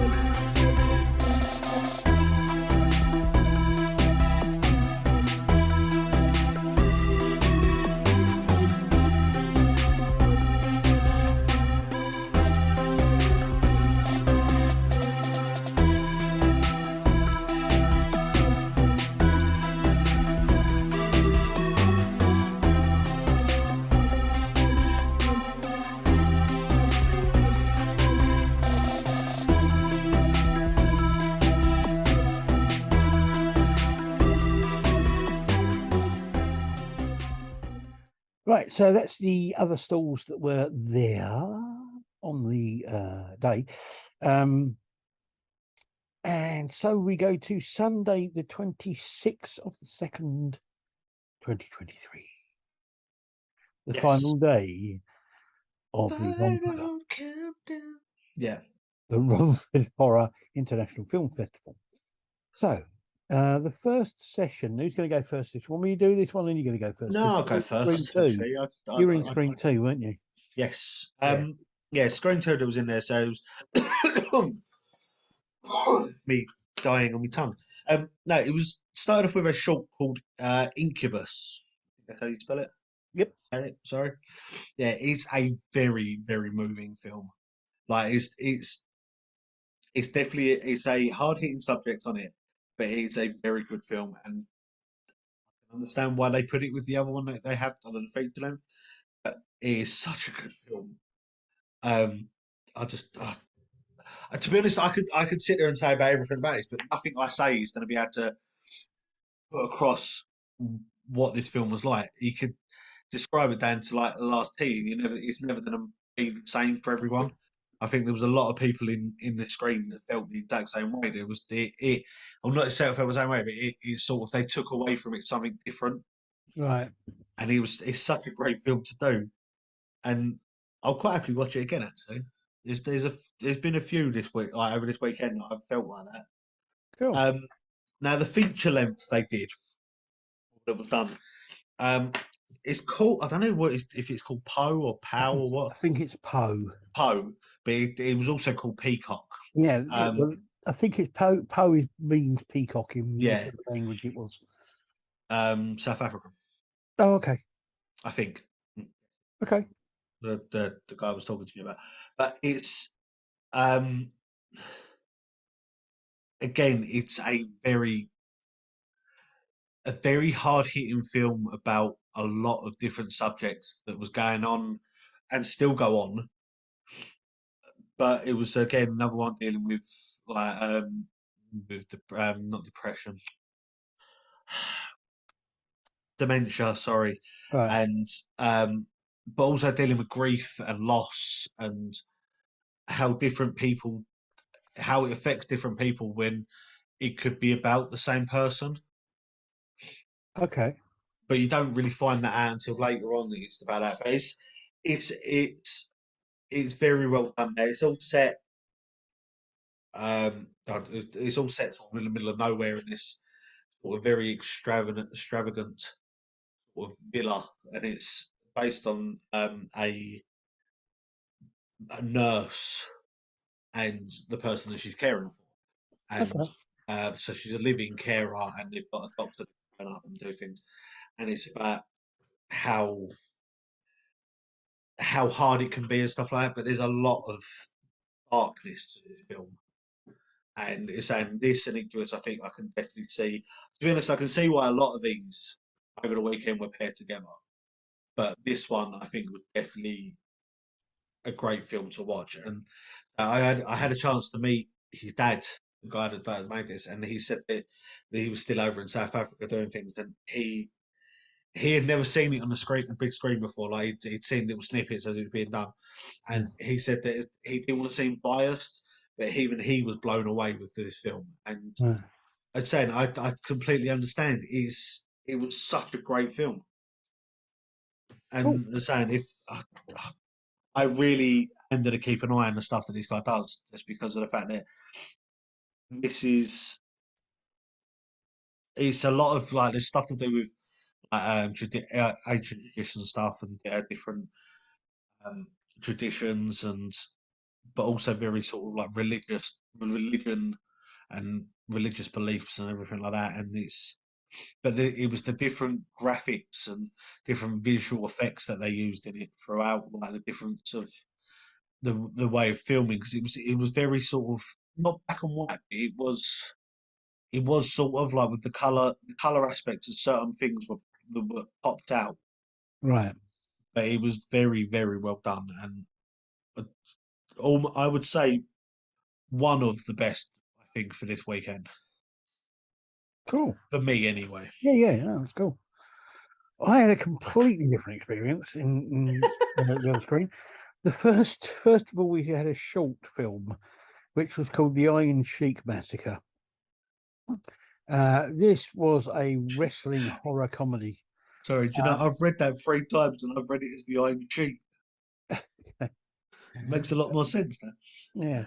Well, for anybody that doesn't know, the Iron Sheik was a wrestling superstar in the World Wrestling Federation back in the day when like Hulk Hogan was big, and the Iron Sheik won the heavyweight championship belt, and he held it for about 4 months, and then Hulk Hogan beat him.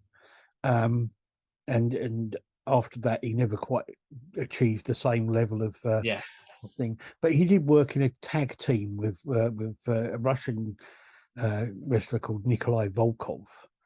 But it was a very funny film, this, because it's basically it's a group of American guys and a couple of women who do this wrestling podcast, and they talk about the old WWF wrestlers, Yeah. that sort of thing. And basically what they do is they go on there and say who was crap. And that's what they do. They go on there and they're all talking about how crap the Iron Sheik was, and how he only held the belt for 4 months, and Hogan beat him and he was much better than him, and all this kind of stuff.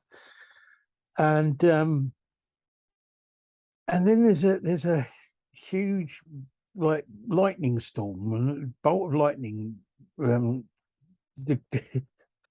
TV explodes and the lightning jumps from the TV to this giant rubber action figure of the Iron Sheik and brings it to life. So it then goes around killing them.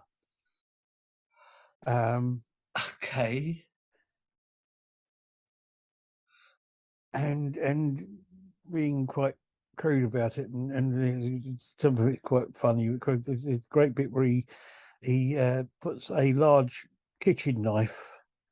Yeah. It's a large kitchen knife, and he's chasing this guy, and he's cut his leg, and this guy falls face first over the arm of a sofa. So the Iron Sheik comes up behind him and forces this blade into his rectum. Oh, wow. Yes. And then proceeds to follow it. Yeah.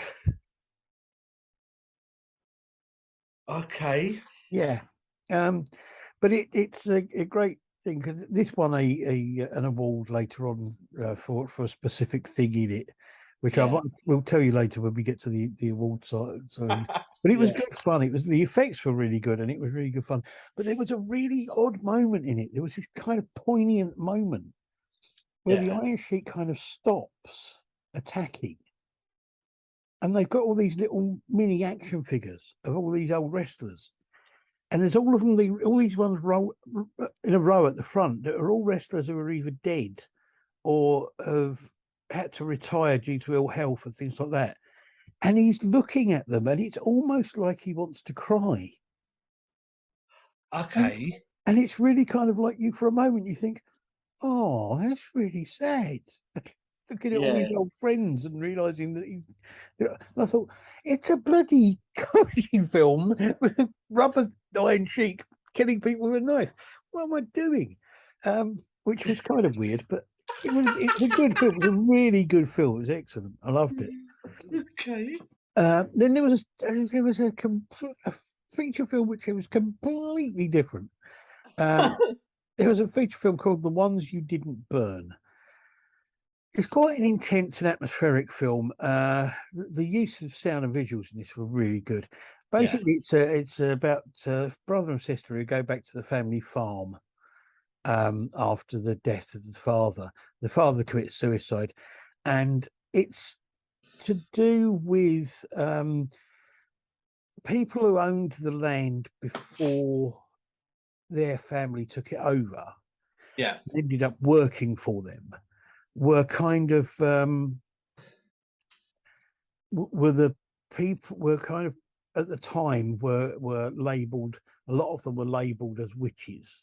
Yeah. And the reason it's called The Ones You Didn't Burn is because of the fact that it's about local witchcraft, local witches and their descendants, Yeah. things like that. It's good, but it's not an entirely unexpected thing. You know, when you get to the end of it and you find out what the end of what the actual reveal of the story is, you kind of go, well, that was rather obvious, really. You know, Yeah. But it was good. It was a good film, and it was well acted and well made, and I enjoyed it. But it was a little bit kind of well, you know, Yeah. nothing unexpected really. But yeah, but it was quite good. It was quite good.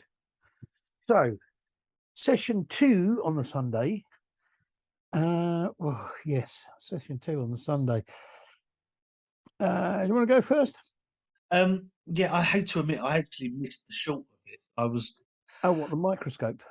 no, yeah, that's session 3. Oh, session 3. Sorry, yes, Sorry, sorry. session 2 was the writer's retreat. I Writer's missed this. Retreat. I was in the process of.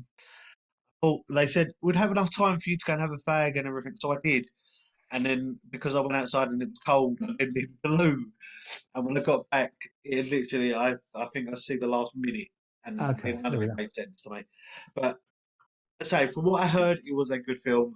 Yeah, I didn't know of it, that's but right. it was. Sorry, go on. No, it's all right. No, don't worry about it. No. So yeah, so it was preceded then by a film called The Tales from the Great or Tales from the Great War. Yeah. And it was sort of a I don't know whether or not it could be classed as an anthology film or what, but it was different. It was all about these people that were in the same regiment Right. that had then different ways of why they were there and reasons why they were there and things that happened to them to get them to the regiment and then what happened while they were there and afterwards. It is a very funny film and like there's a lot of there's gore bits in it and horror aspects in it, but there's a lot of comedy in it as well. Okay. Great work, great uses of the cameras in it because it's from I was there for the Q&A afterwards, and where they were was actually filmed. It was filmed a lot in um like bunkers that would be used for school tours. So Okay. they're not big bunkers. They're basically what they would have used back in the World War, and so there's not a lot of space. And the camera angles they had in them, I thought, were very well done. And I say it sort of there was light-heartedness bits of it, but there was a lot of intense sort of bits to it. The storytelling I thought was great, but what I liked about it mainly was the different stories of what was going on to the different characters was all filmed slightly differently. So you had one that was sort of in black and white, one that was filmed this sort of as a sort of like almost like Charlie Chaplin sort of style. So the sort of you see the mouths moving and then the words come up afterwards. And Right. every single one was filmed as a different type of what they would have been in the time. Right. And I thought was very well done. It was a great sort of film. It's about like these 4 British soldiers that have all met through their regiment and end up where they are and what happens to them Sounds and cool. sort of the darkness that ties in is then due to all due to this book which is all about how to kill werewolves and vampires, how to kill these mythical creatures and them fighting back. Okay. And it is such a great film and there's so many funny one liners in it, but it Yeah. works so well. Cool. Cool. So well, yeah, I saw. Let me see. Got first one was a short film called Two Sisters, which was witchcraft story again. It's a witchcraft short. Good cinematography, decent effects. It was okay, but it was a bit overlong. Really, it was just a bit. The problem I have sometimes with supernatural films, you say either need to be a lot longer so they've got more time for things to happen, or they Yeah. need to be really short. Yeah. But if you're partway in the middle, it kind of gets a bit like nothing happens. It was a bit odd. But it was okay. It wasn't a bad film. Then we had a feature film called They Wait in the Dark. This was an interesting film because it's got a lot of twists in it. Yeah. It's about a woman who's running from her ex partner or her partner and something with their son. Okay. And the interesting thing about it is the fact that she goes back to the town that she came from. Yeah. And she's kind of reliant on people there who know her, especially one of her old friends. But the ex isn't, or her partner isn't, what she makes them out to be. Okay. So twist there because you think, oh, she's the good guy, the partner's not, but Yeah. then that isn't the case. Okay. And there's also another twist, which is that the son who she says they adopted was actually stolen from somebody. Oh, okay. And that person was killed. So while she's running from her ex, and while all this is going on, she's being haunted in the house. Yeah. And so she kind of, the ghost from their past, as it were. It's good. It's a bit long, a bit drawn out. They were a bit. I think it could do with being slightly faster paced.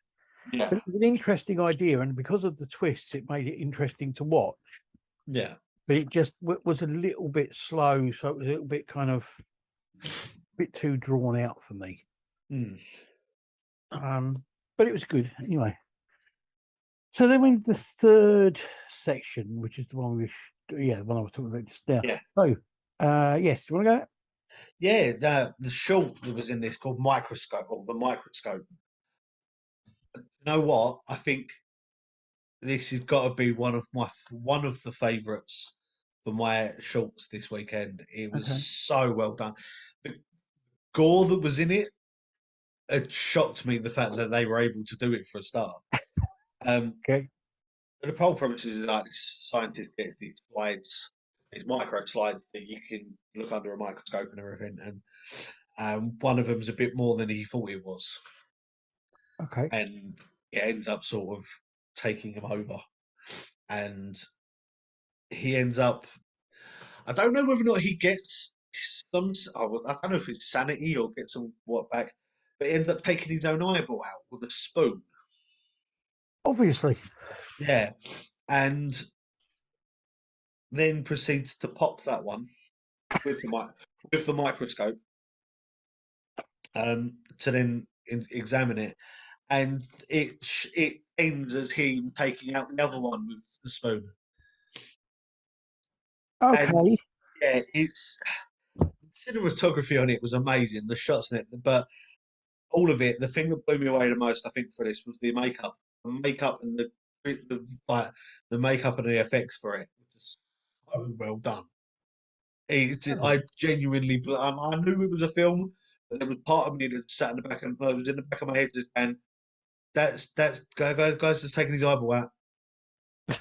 It's like I'm sitting there like I was almost. I could hear myself at one point arguing with myself, going, "It's a film," and there's like the voice in the back of my head going, "Yeah, but he's just taking his eyeball out with the spoon."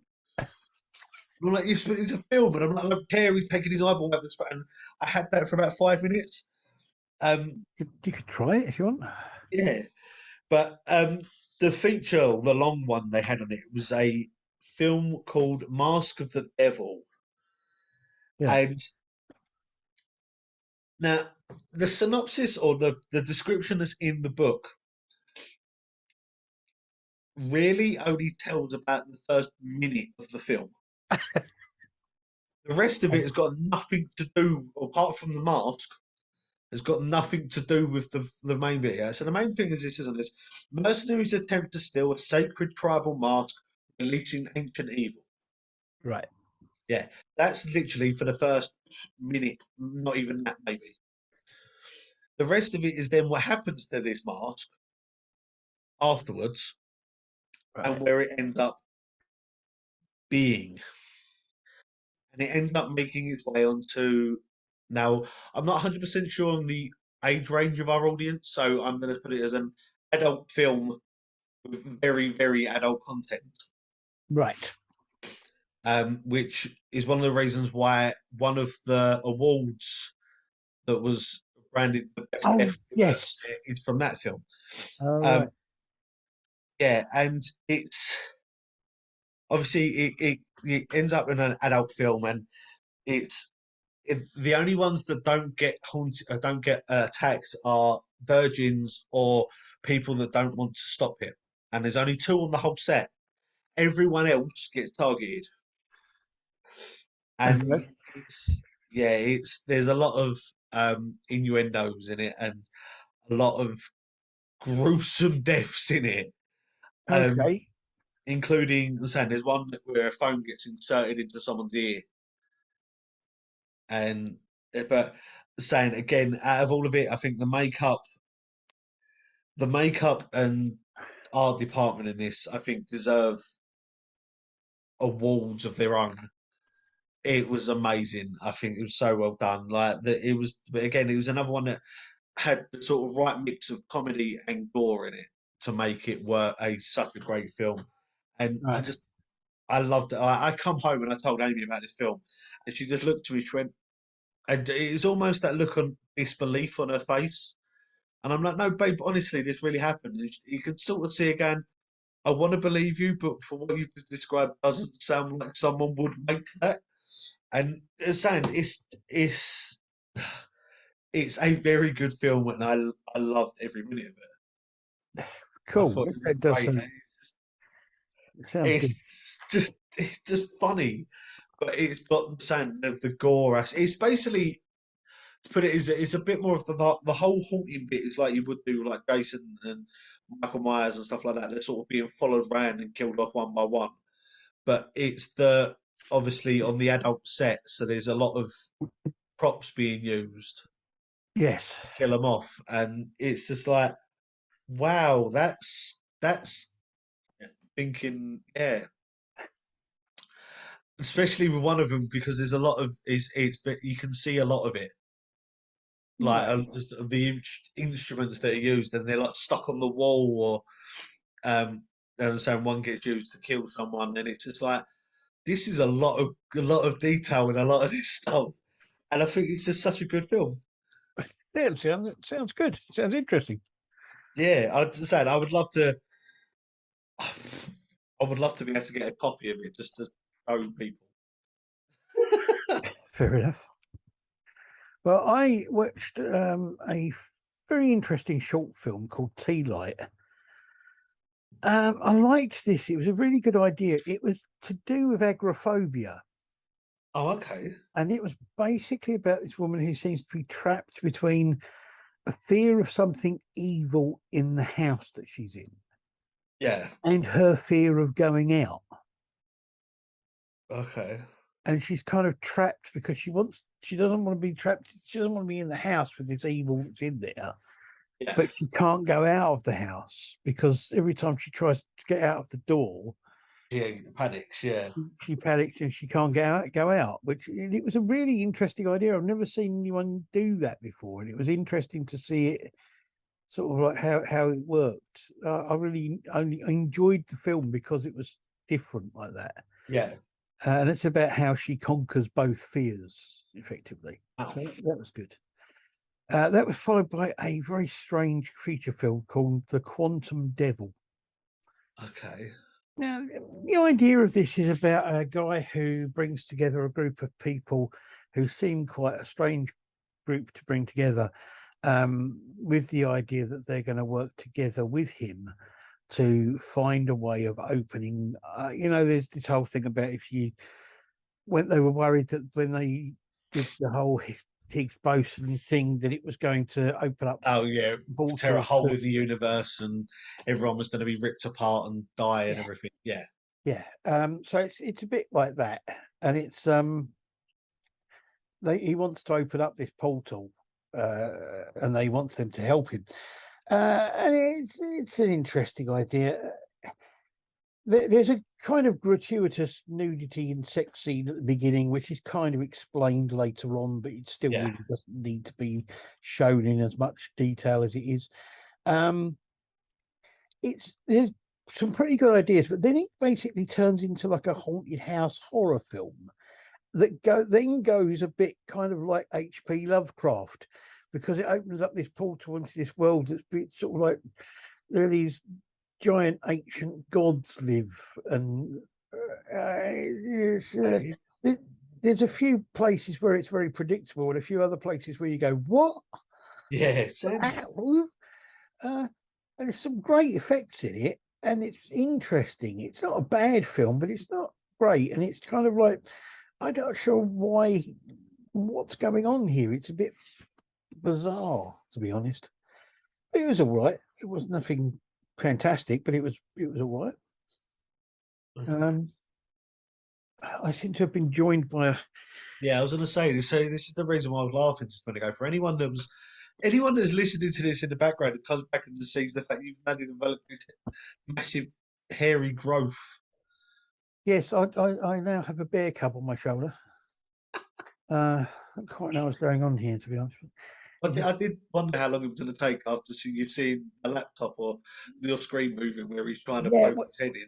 He was kind of rubbing his head up on the edge of the laptop screen, which is what kept making it move.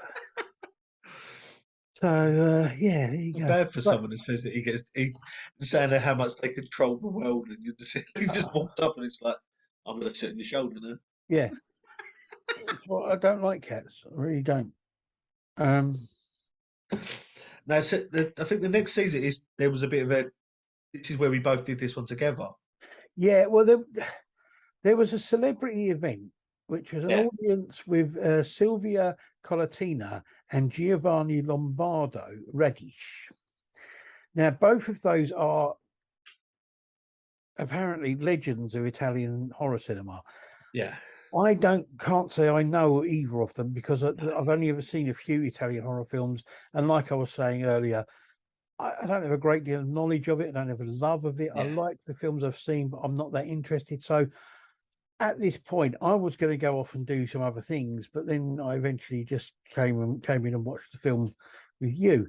I know you missed the short. I didn't see the short film. Yeah, no, I did. Obviously, I did. It was a film. I've got to admit, it was another very moving, but graphically gory horror film called O. Oh, and I think it was made in Germany. I think it was, but it's all about the premises of the whole horror aspects of it, of having that emptiness inside you that you long to sort of be filled. I don't mean this in a rude way, but it's basically the whole. It's basically the way they did it was all about drug abuse, right? Or substance abuse. Sorry, and the fact that you never sort of find that something to satisfy you or fill that emptiness. And a lot of people then turn to alcohol, to drugs, and fill that emptiness. And it's about that, and the graphics in it and the visual effects in it, I thought were very, very well done. And it's a pretty much silent film, right? Apart from the noise that you hear sort of gently in the background, sort of like a low hum that gets gradually a bit louder. But I think it's such a moving film, and like it's got some horror aspects. Like she ends up basically the whole premise is that emptiness, that hole inside you, you're sort of drawn to for things that can fill it. Yeah, and it's her way. I don't know. She sees this hole in it and puts her hand in it, and it gets to that point and starts getting a bit more gruesome and graphic. The things go on to the point where she ends up killing herself because of it. right, I think it's so well done. Cool. Like for substance abuse, drug abuse, anything like that, is, as we know in a lot of films, is very controversial subject. Yeah. And this guy that done this, I'm not going to try and pronounce his name because I'll probably screw it up. But he does this so well, and I think it's such a great film. Cool. That sounds good. I'll let you talk about Ghost Crew. Yeah, well, it said in the thing. It says in the thing, mystery film. 2 films Yeah. were rushing to completion in time for the festival. Only one, however, will screen. The film that screened was a thing called Ghost Crew, Yeah, which is sort of comedy horror ish. yeah. I got a bit confused about what it was as well because it started off as a sort of documentary, found footage sort of thing, and then went on to sort of being like recorded from the outside, and it just Yeah, it did get a bit confusing with that, but it starts off kind of funny-ish, and then it gets serious, but with some comedy elements, some of which don't really work with the serious stuff. no. It's like that continual running joke that every time he goes through a door or somewhere, he trips over. Yeah, it did seem a bit. And I mean, it's an interesting idea, and it's an interesting story about sort of ghosts and them getting getting justice over the people that kill them and things like that. And I think. it's Go on. no, I was gonna say, it's an interesting idea, but I think it just the joke element of it started wearing a bit thin, and the whole thing was just a bit too long. Yeah, I agree. It was a bit. It seemed a bit all over the place, but it was very obvious at one point what was going to happen Yeah, and where it was going. It sort of think it would have. It was just. It was too obvious. I think if there had been a twist at the end, it might have made it a bit different. But yeah, I think it was. Yeah, it was an okay film, but it wasn't amazing. I would say. Like, part of me wants to know what the other one was, just to sort of yeah. see Well, how this one won. But yeah, I agree. I mean, it's. I think some people might like it, but I'm not yeah, sure. it wasn't for me. No. So then we had our 5th session, which you went in to watch the short films, did you not? Yes. Yes. And I stayed in the other one. So do you want to do your one first? Yeah. This is the short film showcase number 2. We shouldn't have done that. That made my head hurt. It started off with a film called Streams. Now this is sort of like a crossroads sort of thing, like the sort of making a deal with a devil or demon All right. abilities, but it's all about um, he gives her this choice of he has to make she has to make a deal um, to get these abilities, and it's what she has to go through, and the twist of it as well in the end I think was very well done. The graphics in it I thought were very well done because there's not actually there's not actually someone acting as this demon. All you hear is the voice, and it's sort of a shadowy figure. All right. And I think the soundtrack in it, I think, was very well done because they actually put up a disclaimer at the beginning saying that every song that was used in it Mm. was free of copyright, so it could be used in free. And there's a lot of sort of 80s, 70s, 80s rock songs All right. that are in it that are that I was listening to singing along, and I'm like, how is this not copyrighted? But Yeah. yeah, there's a lot of songs of that. But it's just saying it's definitely it's not a unique idea, but it's definitely a good spin on it. Cool. And the sort of saying the twist at the end, I think, is just a great way of doing it. Uh, the next one, which is Fear Abides, Nightly Glistens. I genuinely like this film, Yeah. and it didn't seem like there was that big of a reaction to it when it happened, but I genuinely liked it. All right. It was a sort of I don't know whether or not it's because of the fact that it was the sort of people didn't understand what was going on, but I genuinely like this, and I don't know, it sort of hit home to me a little bit, and I don't know why. Okay. But it was a good film. Now The next one, Part Forever. I don't know if it's meant to be part or apart forever, because apart would make a bit more sense. But it's another film that deals with grief and um, not being able to move on, even though, or thinking that you can't move on when it's people are sort of thinking it's a bit acceptable now, and um, like there's a good little jump scare in it as well. But it's, I don't know, it's a very good film. I think it's a very good way of dealing with grief. I think, Yeah. and like how people deal with it, even though that they might seem calm and collected on the outside, but on the inside they're not, and everything like that. And I think it's a great film. Cool. Again, it's a good one. Now I sort of mucked this one up because I didn't realise what it was at the time. But this one's called Baby Monitor, Right. and I will genuinely say now, this film, because I watched this when I first had my two kids. Not this film, but I watched films like this, and it is the main reason why I never got a video baby monitor, because it's all about this mum's gone out and the dad's at home, and this video baby monitor, he starts hearing sounds and seeing things in the video that he can't see with the eye, and it getting very close to the baby. And genuinely, I will say, it was my biggest fear when I had my two. Yeah. No, I can understand that. And it's sort of that whole. I know, genuine. I know it's sort of like a lot of it's dramatized for films and stuff like that, but it was one of my things that is sort of, it's all that what if. And Mm. even Yeah. now, Yeah. my two are teenagers. I don't have to worry about them doing anymore. I'm quite happy to let them fall asleep when they sleep, when they do. I Yeah. don't have to worry, but it still genuinely worries me that whole is what if that could happen.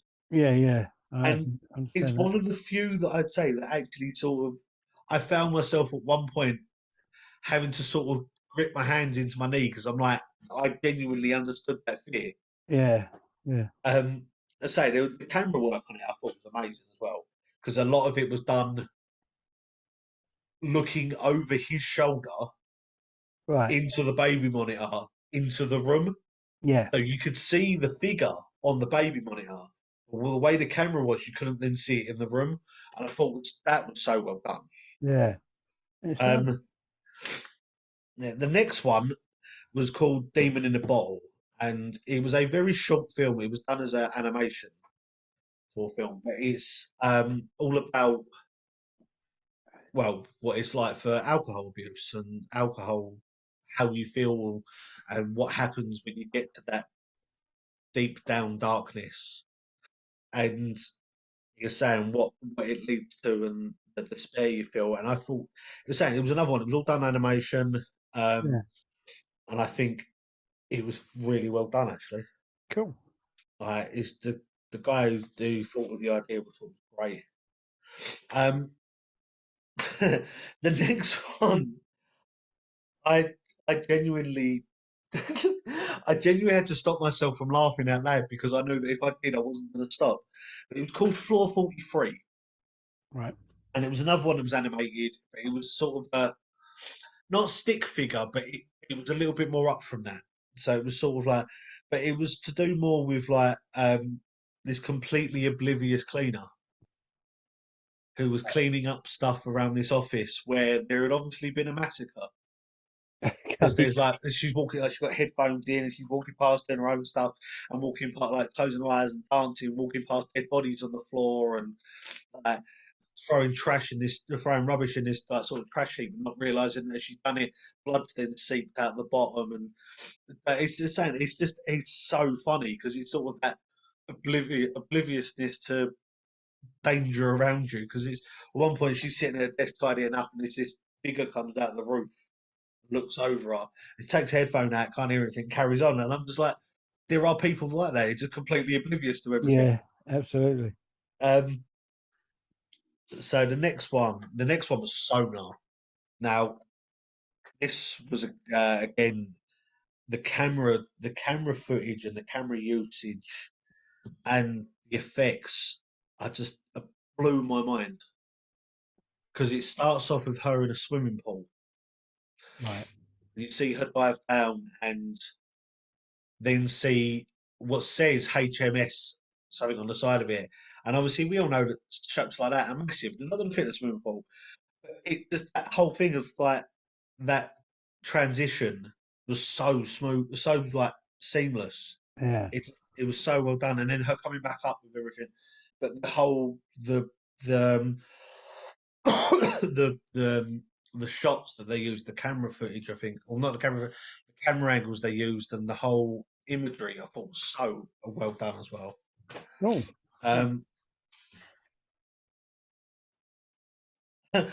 Room 301 is the next one, and this one was filmed actually not far away from us. Okay. So when sorry, it was filmed in the Southend-on-Sea, Hey. so not actually that far away from us at all. Yeah. With a gentleman that was in it that people might know as extras from Star Wars and stuff like that. Who I think you must have seen over the weekend. So he was in it. He was in it. He was in it as a ghost, Right. with a sheet over him. But again, it was very good effects in it because it's the way it was done, and it was very very clever. Certain filming of it, and they said, but it freaked me out more because I've stayed in this hotel that this is all filmed in, by the way. Right. And it freaked me out more because I've actually stayed in the room that they filmed this in. So when they walk in, they're going down the corridor. I'm like, obviously, I didn't twig. I twigged sort of the hotel, and I didn't then twig everything else. It didn't all come together, and I was like, I've been to that hotel. Yeah. I've walked down that corridor. I've been. Oh my god, I've been at that door. And they sort of go in and things happen. I'm like, I've been in that room.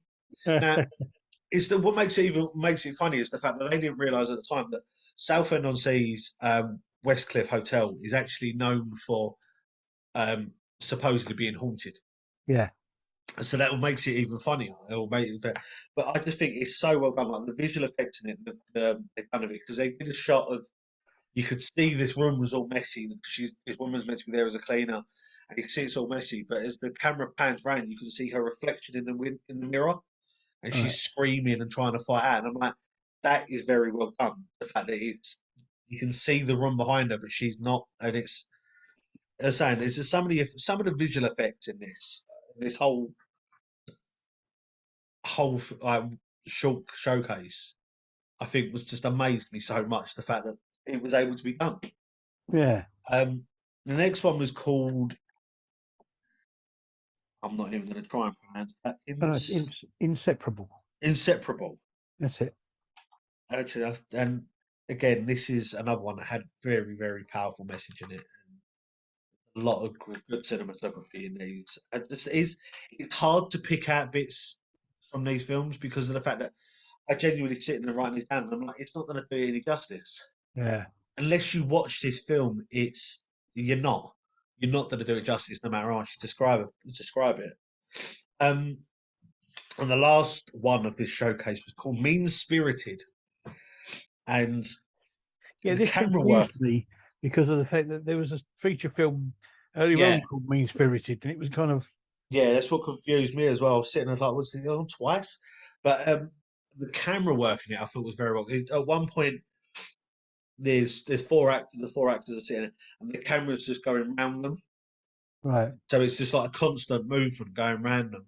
Yeah. And but I just like from what they were like, I watched I listened to the Q&A afterwards, and I'm amazed they managed to get this film. Just purely for the fact that they said that there was so much against them doing this. Yeah.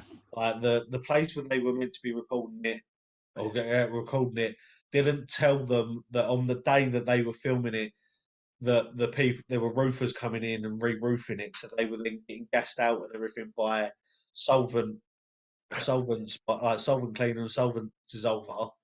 So they were getting gassed, and it's just like there's so much against them doing this film, and yet still produce such a great film. Yeah. And it's another one. It's sort of all about these people trying to get revenge and actually because of the fact that they think this person's is a medium and he's a fraud, and actually realised it all turns out that they're the bad guys, and what they've done is way worse than him being a fraud Oh, like that. hmm, And it's all about these sort of ghostly apparitions and stuff like that. And I think it's another really good film. cool. Sounds it. Well, while you were watching all those, I watched a short film called Last Orders, which was really good. It was a pub-based supernatural film. Um, and basically it's about death. Death comes calling for somebody, Yeah, and it's very interesting and odd. It's really good. It's kind of like there's a few twists as you go through it, and it turns out that death isn't there for the person you think that he is, and it's a very interesting film, and it's really kind of you get really drawn into it, yeah. and it was really good. And they're saying that it's being turned into a limited series for streaming, and I think it may be on Netflix. I'm not sure, but it looks like it could be a really interesting Yeah, to watch. Quite a quiet film. yeah. But as I say, it's a supernatural thing rather than it being sort of out and out sort of horror. But it was very interesting, very good. The feature film was a film called Ghostwriter. You kind of think of this as being a basic ghost story, Yeah. but it's more than that. It's about the relationship between a writer and his father, who was a famous writer before him, and Yeah. how he never quite matches up to his dad's sort of legend, if you like. Yeah. But this is about a haunted story, which Okay. kind of the story comes to life and haunts the writer, basically. Okay. It's really interesting and really intriguing, and it's got an interesting end to it. Yeah. And it's a really good film. It gets a bit confusing in places. You've got to think about what you're watching because you've got to kind of follow what's going on. But it's a really good film to watch. It took a lot of thinking about, especially if it was coming quite late. Yeah. It was very interesting. So yes, that was that. So then we went on to the last session, session 6, the last session of the festival. Yeah. And you were in screen I was 2. in Screen 2 with a short that I don't know. I don't know whether or not I don't know whether or not I watched if I saw the whole thing or not, because it seemed to. I don't know. I don't know whether or not I missed part of it or what. It just didn't seem to make a lot of sense to me. Okay. A film called Darker, and as saying, I'm not taking away from the film. It was a good film, but I don't know whether or not I missed a bit, which I don't know if I did, because I'm pretty sure I was there when it started. But I don't know. It just didn't seem to make a lot of sense to me. And I'm saying I don't know whether or not I missed something or I just I don't know, wasn't paying attention, which I don't think I was, or don't think I wasn't. If that makes sense. Yeah. Yeah, but I just don't know. It didn't make sense to me, and I'm not taking away from the film. It was a good film, but for me, it didn't make a lot of sense to me. Okay. Brilliant. Now I can honestly say that this film, the feature length that it's on, for me, was actually the best film of the weekend. Okay. Well, of the whole thing. Now, this is a film called Eating Miss Campbell, Okay. and I'll read you the description that's on here Yeah. and see whether or not. Well, yeah, just what your reaction is. So, it's a vegan goth falls in love So just the first three words of that didn't make sense to me the first time I read it. Yeah. But a vegan goth falls in love with her new English teacher while developing a problematic taste for human flesh. Yes. I can, I Yeah, can, I can see that would be a problem. yeah. See, my main problem is with this is I know a lot of goths. Yeah. I'm pretty sure none of them are vegan. Well, there might be some somewhere. Yeah, true. But no, I genuinely love this film. It's sort of the main character in it knows she's in a horror film. It's all Right. about her knowing the fact that she's a horror character. She's the goth. She plays a goth in all of them, but she's this horror character. She doesn't want to be it anymore. Okay. Doesn't want to be this. Doesn't want to be this horror character. And doesn't want to be in a film. And breaks the fourth wall by talking to the audience, talking to the person watching the film. And it's a very typical cliche film. So there's a lot of high school jocks and the sort of bad girl, like the mean girls in it, the popular one. Yeah, And yeah. it's basically like it's an American horror, like typical American horror film, all set in England. Okay. So it's an English prep school with like these all horror people that are involved in it, and all the kids have got something to do with horror films, and the head teacher's something to do with it, and these people are trying to endorse getting the school name put on the map, and these people are from America, and they've realised that they're a bit twisted as well, and they've realised that every school that ends up with his name on the map is normally because they've had a school massacre. Right.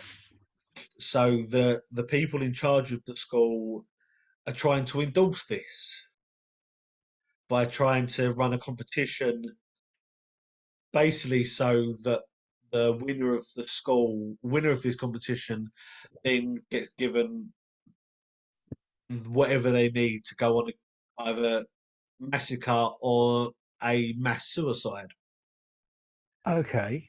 Yeah, and it's just there are so many there's so many little twists and turns, but there's so much fun and so much gore, and I love it. It's like it's stupid little things that happen in it, and the one bit in it that for any bloke watching it, I'm pretty sure would scream as well, because I know a lot of people did in the theatre. In the cinema, when we see it, there's part of it where this guy gets his member bitten off, Okay. and you hear there was a mix of sexes in the cinema, and you could pretty much tell by the where every bloke was sitting.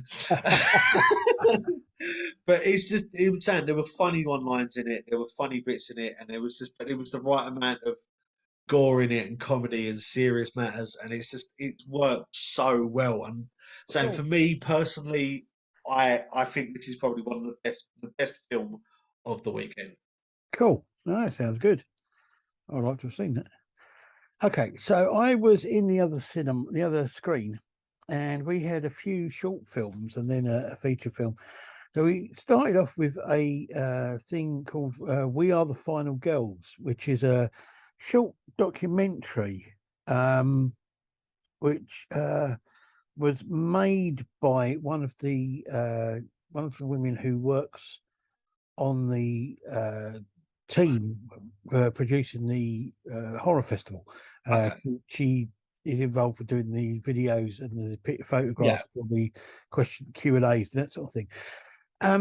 It's basically it's a documentary about sexual harassment and attacks on women, and it's looking at them and their depiction of attacks on women, and that in horror films and other things, and just in the wider society, the whole how everything like that is dealt with in wider society. It was a really good short documentary, and I think I think she could have made it a lot longer. She could have made a longer thing that would still have been as good, and it would have worked really well.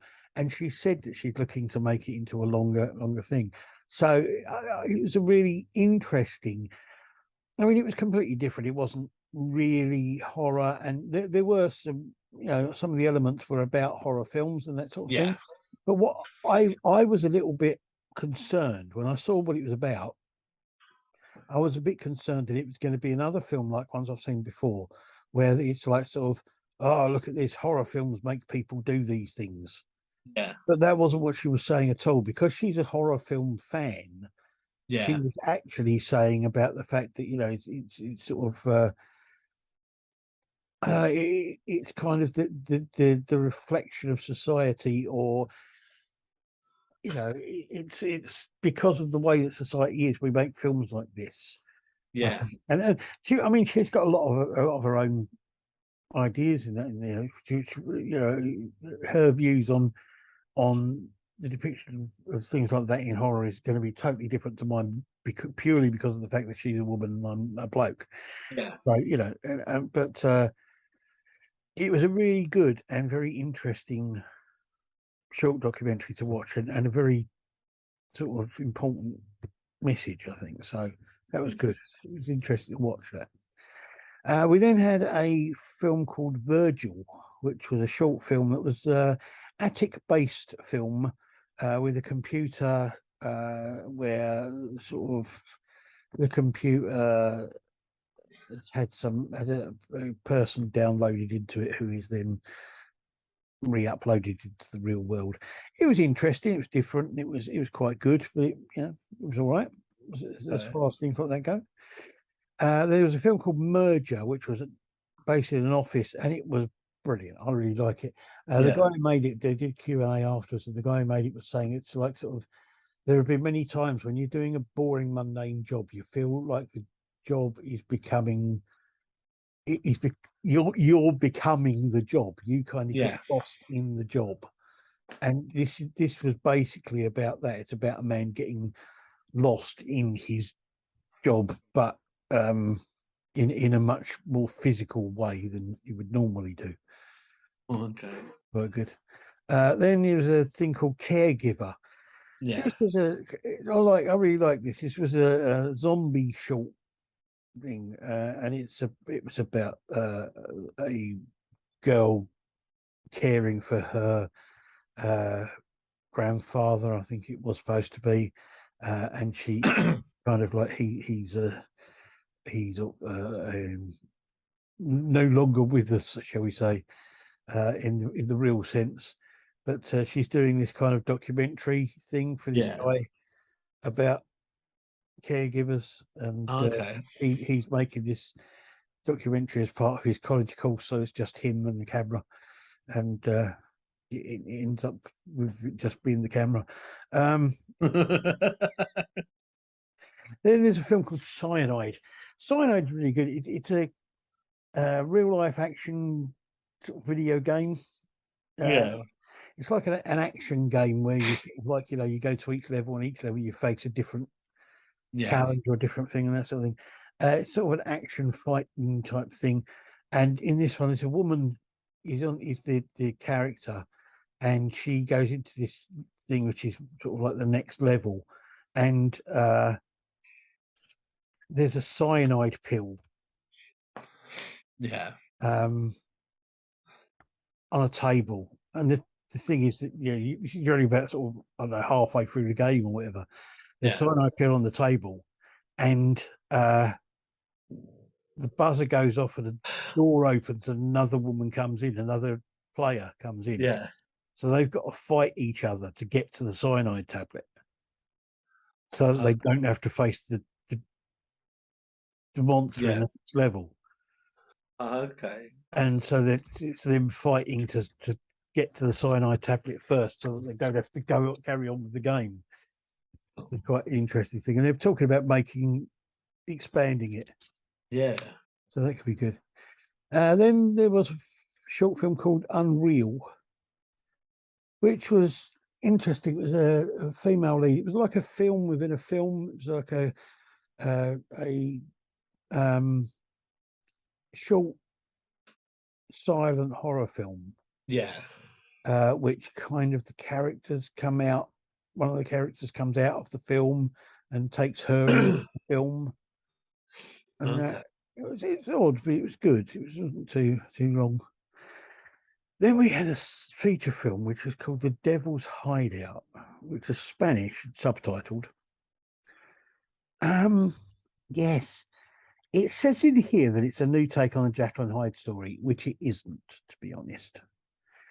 Yes, there are elements in as much as there is a good side and bad side to this guy and that kind of thing, but it's a bit more like a possession than the whole kind of Jekyll and Hyde thing. Yeah.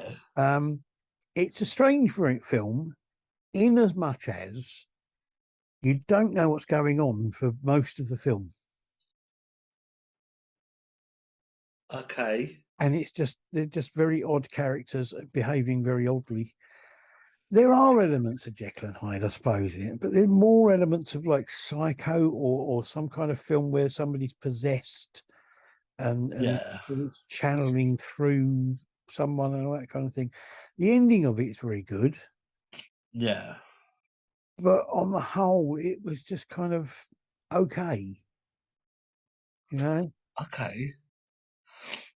I was a little bit disappointed in that. I was expecting it to be a lot better than it was, but it wasn't bad. It wasn't a bad film. It didn't leave me thinking, oh, that's a really bad ending to the festival. Yeah. But there you go. That's the thing. So I think Spencer and the crew did a fantastic job with the festival. And you're never going to get a thing where you like all of the films. No. So same especially for like a film festival in general. No one is going to like every film. No. And a horror film, this horror festival where it's based on just one frame or one genre. Again, you're not going to have a film where everyone's going to go, "This is amazing," because there's going to be some people that like absolute massacres and gore, some that like jump scares, some that just like ghost stories. Yeah. And I think they cover it all. And I don't know. I think there's a film here for that. There will be at least someone, if not more, that will like them. So there was, of course, the festival award winners. The judges are a mixture of 3 males, 3 females, and they range. There's some in their 20s, 30s, and 60s. So there's this. They give all of the films a score, and then they sort of like put them together and all this kind of thing. So the main festival winners were: the best film was Feed Me. Yes. The best short film was 665, which is pretty good. Best director was Jamie Hooper for The Creeping. Best screenplay was Dispensary of Death. Best actor was Neil Wald for Feed Me. Best actress was Taryn Wynnard for Poi or Peacock. Yeah. Best documentary was A Life on the Farm. Best score was for Feed Me. Yep. Best local film was Walking Against the Rain. It wasn't filmed locally, but most of the people involved with making the film came from the local area. Best international film was Diversion. I don't remember us talking about Diversion. No. Which one of us watched Diversion? Oh, yes. Diversion. The Politics of Diversion. Yes, sorry, yes. Film I watched. Yes, yeah. Best film with a running time of under 5 minutes was Unveiled. And the best cheap thrill was All You Can Eat, Toxic Burrito film. Now, there are 6 prizes that were given by 6 judges' prizes, which was they were given to Uncanny, Serial Killer, Type 2 You Bleed, Eating Miss Campbell, Video Shop Tales of Terror, and Kiddo. Then there were the additional awards, this year's additional awards. The best aesthetic of 2023 went to Crulon.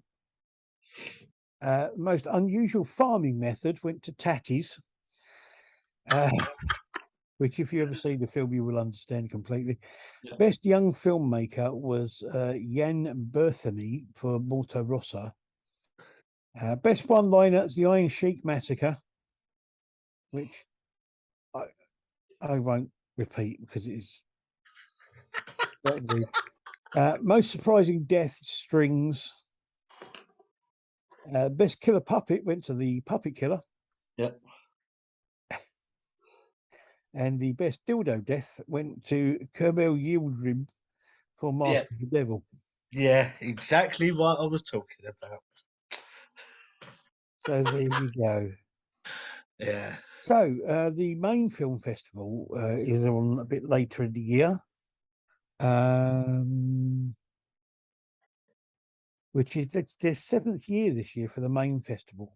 Yeah. And the horror film festival has now been going for 3 years. And I'm really looking forward to next year's. Yes. So I would like to thank Spencer and the team for putting together a really good festival. We really enjoyed being there. Thank you very much for the passes. And we hope to see you again next year in some form or other.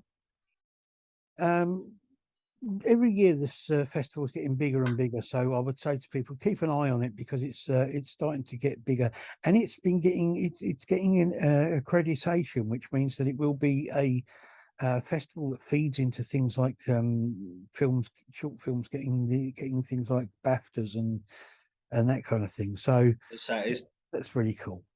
definitely think like the fact that they are an international film like festival. They're not just doing it for English films or even just local films. Yeah. But saying as we've said and we've written, like some of it they come from Japan, it's from Korea, there's Germany, South Africa, France, Italy. There's been ones from and they're not just picking out ones that don't know because they're local and thinking no one's going to care. They are picking them from all over the world, and also they're amazing.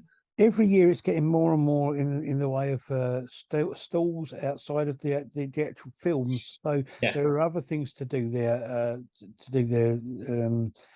as well as the films. Yeah. And they're getting, they're attracting people from like the 2 Italian horror film stars.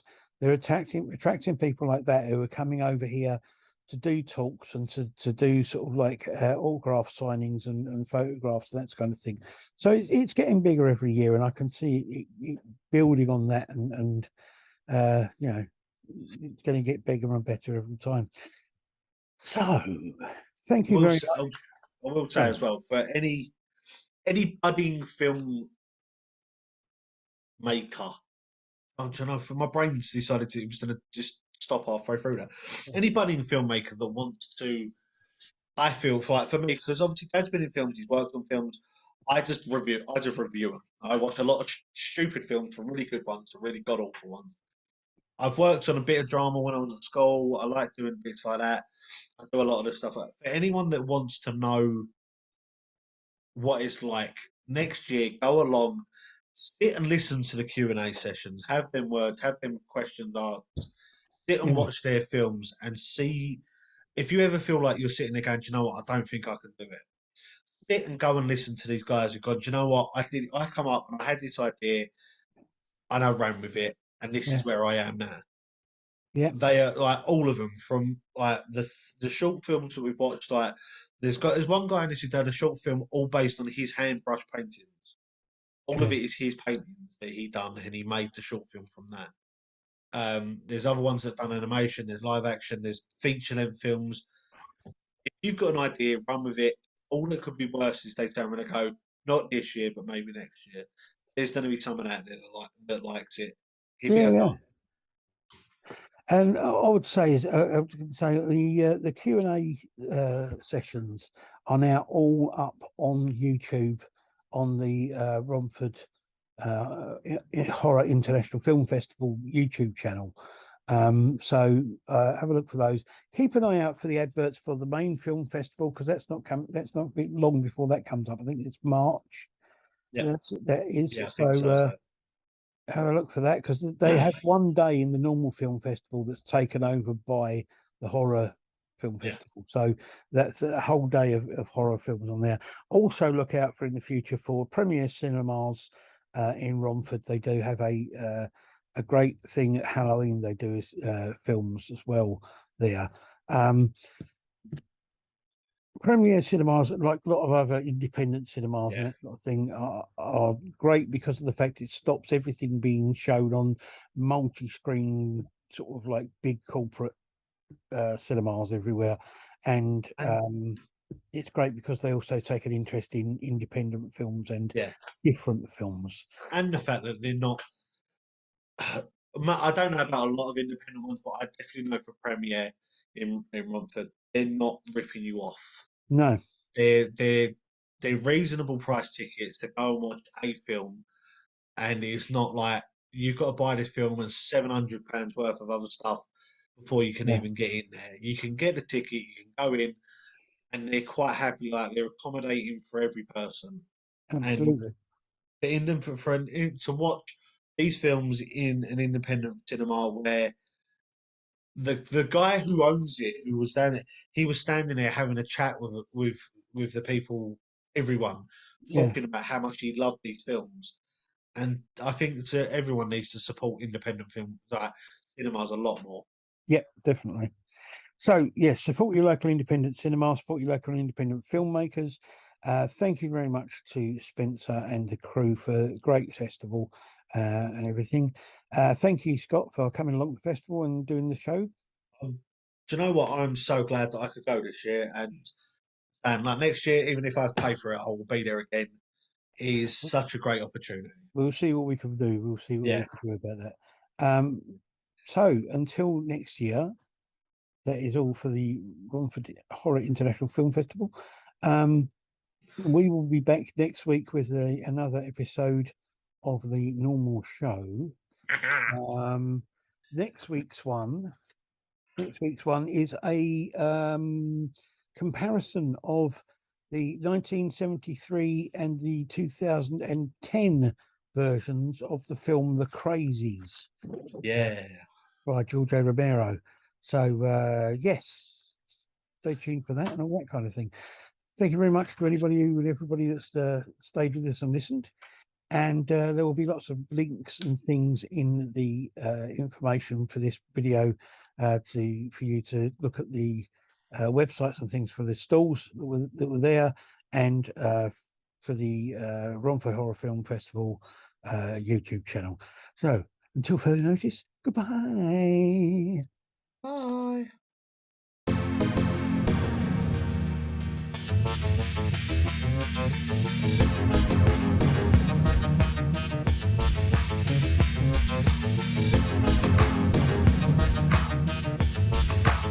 The Sciforror Film Podcast.